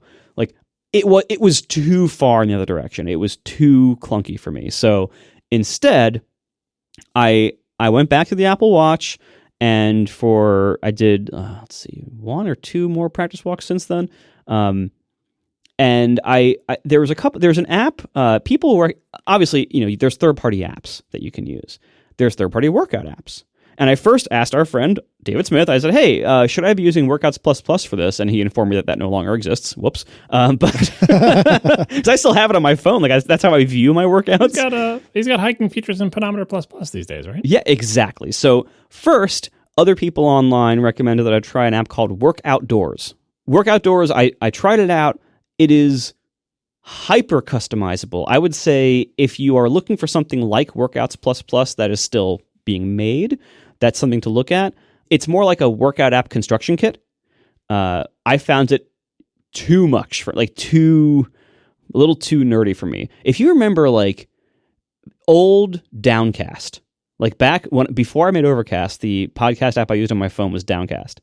I don't know if it still does. I haven't looked at it in a long time. It's still around, but I don't know if it's still like this. But it has every option under the sun. And that's part of what I liked about it was it had the options I wanted, but it was an intense app in terms of settings configuration. That's the vibe I got from Work Outdoors. If you want something super custom, you can probably build it with Work Outdoors as options and stuff. But it was way too much for what I was looking for. And then I remembered, oh yeah, Underscore added a whole bunch of long hike options to pedometer, maybe, pedometer plus plus, maybe that's the app I should be looking at here, especially since I already have it. And I had it on my watch. I just didn't there's a whole like walking mode, like a hike mode of it that I just hadn't really explored before. And so I tried that on my last practice walk a couple days this past weekend, and it was great. I downloaded the offline map to it. So as I was walking around Manhattan this past weekend, I was able to, it showed the little arrow on the screen. I was able to, go around all nice. When the screen was in dim mode on the Apple Watch, it shifts to red, which probably saves somewhat on energy, but at least looks cool. It was like the experience of using Pedometer Plus Plus as my walk tracking app was way nicer than the built-in Apple Workouts app. It was way nicer than any other apps I tried, and it was way nicer than the Garmin's built-in stuff. I recognize that the Garmin and that world, again, they have a lot of needs they cover that Apple doesn't cover. If you're going to be on a hike somewhere for multiple days, you don't want an Apple Watch. You want something like a Garmin, and you want one of the big ones that has the 8-day battery. You want that. Or if you're going to be doing some kind of extreme sports that need that kind of physical characteristics that the Garmin's have, that's going to be better for you. But for me, where I'm mostly just doing walks, and I do my other workouts, I have a kind of a strength training kind of setup over here. I have a trainer that I do over FaceTime. But that's any Apple Watch can do that. It's 1 hour mixed workout. Apple Watches do that just fine. For these long walks, I'm using the Ultra because for battery life and for that dual band GPS. And for that purpose, I think Pedometer Plus Plus with the Apple Watch Ultra is going to be my ongoing setup now. And when I do the real Great Saunter, the real 32-mile walk in a couple of months, I'm going to use that, I think. So all of this to say, you just needed a different app on your Apple Watch. Yeah, basically. Yeah, that's all right. Good deal. Do you have any desire to try any of the other Garmin? I don't know. Whatever. Well, so I think from what I have heard from people in this world, I think the next thing I would try would probably be the Suunto. They have a model called the Race S that looks like it would be a reasonable size, and it would have the dual band GPS that I'm looking for. But it also just seems to me like the experience of using a non-Apple smartwatch with an Apple platform just has too many paper cuts and limitations that I don't think any of them will be necessarily worth it for me. Now, again, if I had a need for some of their physical differences that the other brands offer, I would consider that. But the reality is the Apple Watch Ultra will serve this need just fine for me. I will, based on what people are saying, if I want full GPS and full heart rate for the entire walk, which I might not necessarily need the full heart rate, but if I want that for the entire walk, the Ultra might not last long enough. I might have to charge it at one of the stops, but it's fine. I'm sure I can, charge it at the halfway point when I stop for a drink of water and a meal for a few minutes, and I'm sure that will be fine. Well, I'm glad you went on this experiment so I didn't have to. Yeah, you were right on the verge. Yeah, I really was. But yeah, I think you would hit all the same paper cuts, and I think they would irritate you just as much. And and I think you'd be very disappointed in the reality of using a round screen smartwatch. Yeah, I think you're probably right, and I do freaking hate the Workouts app. I hate it. Just today, I was scrolling through the Workouts app and I found the workout I wanted, which was not dead center. It was one off from dead center. And I tapped on that workout and started the actual workout that was dead center because as I went to tap it, the stupid play button came up. Mm-hmm. Oh my God, I hate it.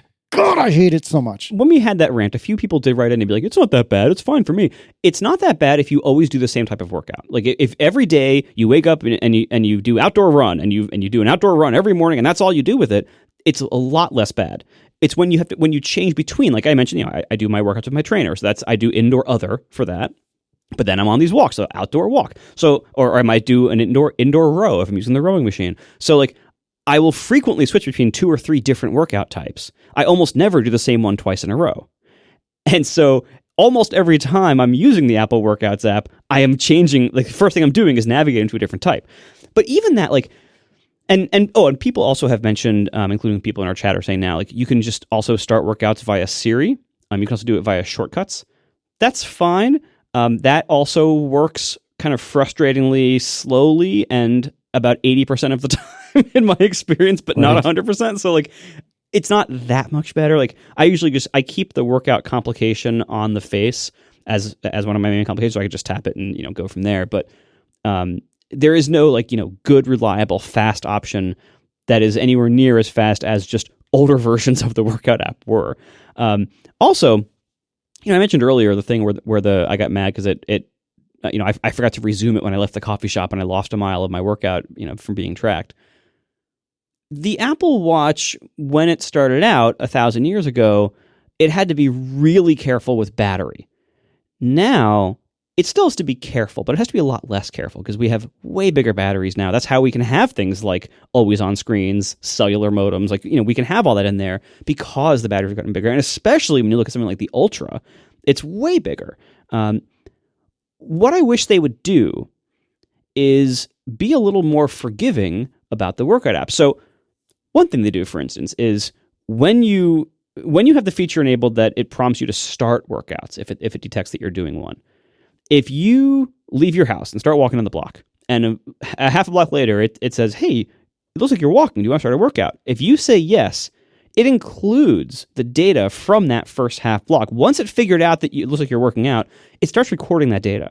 That's great, because what that means is if you mess up in some way, like if you start a walk without starting the workout, you have like an undo. You have like a save there. Like, oh, I didn't lose that progress. You saved it for me. Thank you.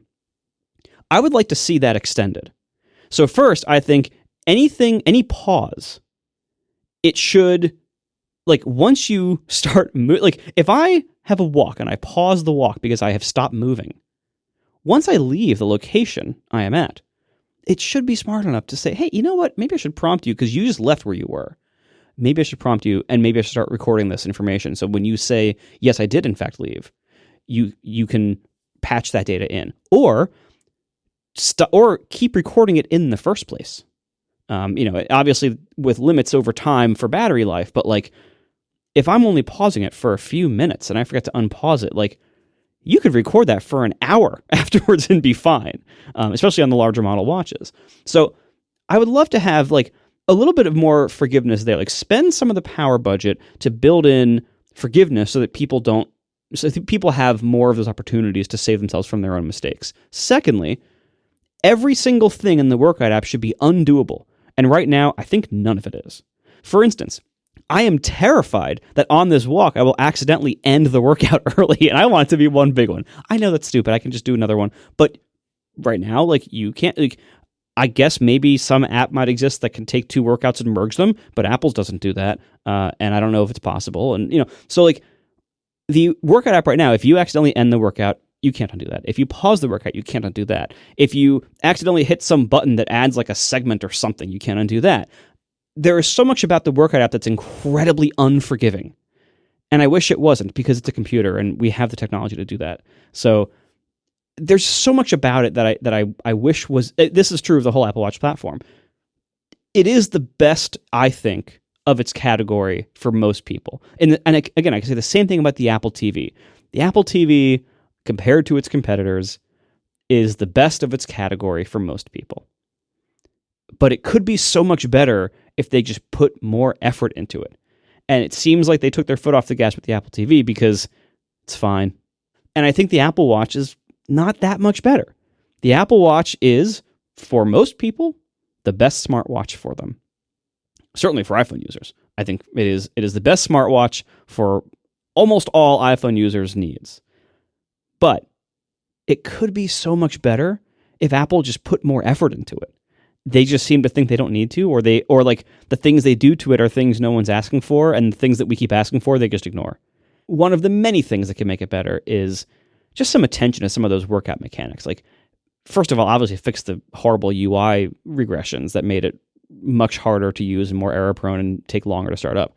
But also consider fixing some of those problems of just like, yeah, let's make this thing a little more humane and a little smarter. and let's give people opportunities to do what they want, to save themselves from mistakes, to prevent mistakes in the first place, and to save their data. Because that stuff matters. Like, if you track your workouts and you just lose some of it, that is very demotivating to a lot of people. That can make somebody, like, quote, fall off the wagon or whatever, and like stop working out. Or if you lose a streak, if you break a streak, like, those have real psychological, implications for a lot of people. Those have really measurable, drops in things you want to optimize. Like, you want people to keep working out. You want people to feel good about their working out. You want them to to be consistent with their routines. So if they like have some kind of discouraging problem, like losing a workout or losing progress somewhere, that can make them stop doing that, or can really demotivate. So anyway, that's what I want to see with the Apple Watch. Is like, we are in a new era now with the Apple Watch where you have so much more power available to you because the hardware is so much better than it used to be. I want to see them move some things forward, and that's one of the big ones. Yeah, so I'm going to do this live, and Marco will cut it out if it isn't right. Uh-oh. But one of the things that drives me freaking crazy, and is just another perfect example of how broken the Workouts app is that on the weekends, Aaron and I will go on walks of our neighborhood together. As it turns out, our neighborhood is like almost to the meter a 5K walk. If we go through all the cul-de-sacs and so on and so forth, it's like a 5K. And so typically Aaron and I will, for the weekends, for our exercises of the weekend, we'll go on a walk together, and the kids will come for at least a portion of it, and we'll do the full 5K. It's about 3 miles. And if it's raining or if it's extremely cold, instead, what we'll do is we'll use our elliptical that we have in the house. That's a very unremarkable, very not impressive elliptical, but it does the job, right? And depending on how much time I have and whether or not I've been fairly active already during the day, I might go anywhere between 20 and 30 minutes on the elliptical. And in order to do that, I need to open the Workouts app, and here I'm going to do it live. I open the Workouts app, and I'm presented, and I scroll down to elliptical. And if you just tap on the icon for elliptical, which is what I would do by default in order to get more details about the workout I'm about to do, it does nothing. It just sits there. Great. Okay. So in the northeast corner, there is, or at least on my watch right now, there is something that looks like a timer. And so, okay, fair enough. So I hit that. Great. All right. So it says your workouts, time 25 minutes. Well, I don't want to do 25 minutes. So I guess what I need to do is I need to edit this 25-minute thing. Okay, fair. So in the corner of this little button that says time 25 minutes, there's a little pencil icon. So I tap on that. Okay, fair enough. So then it says time 25 minutes, start workout, share workout, delete workout. Hey, well, I don't want 25 minutes. So the time 25 minutes, I tap that. So now I'm presented with hours and minutes. I'm going to go back to 20 minutes, let's say, and I'm presented with the two spinners for hours and minutes. On the bottom, there's a giant yellow button that says done. In the upper left, there's a back chevron. So I'm going to change from 25 minutes to 20, and I'm going to hit done. And I'll give you one guess what is on the prior screen, because it goes, navigates, pops up to the prior screen. And I'm now looking at the time, start workout, share workout, delete workout. Would you like to guess, after I hit the done button, after changing the spinner to 20 minutes, what this prior screen shows? Still f***ing shows 25 minutes. So what I need to do is, instead, I need to go back in, and I make this mistake every time. So I've gone back in, I've hit the same button I just hit. Now I've got the two spinners again. Instead of hitting the giant button that says done, I need to hit the back chevron. And now the prior screen says 20 minutes. In what way does this make sense? In what way does this make sense? Do the people that work on this app ever work out? Ever? I don't understand. See, that overall feeling, a lot of the details about the Apple Watch, I think, Apple historically has had really talented people who have really great taste. It started with Steve, and then of course, he instilled that culture among the company, and people who had that kind of great taste were attracted to work there. So you have all these people who have really great sensibilities for what a good experience is, what good design is, how things should work in clever, delightful, useful, helpful ways. And every single Apple employee that I have ever seen outside of the company wears an Apple Watch. So I know they're using it.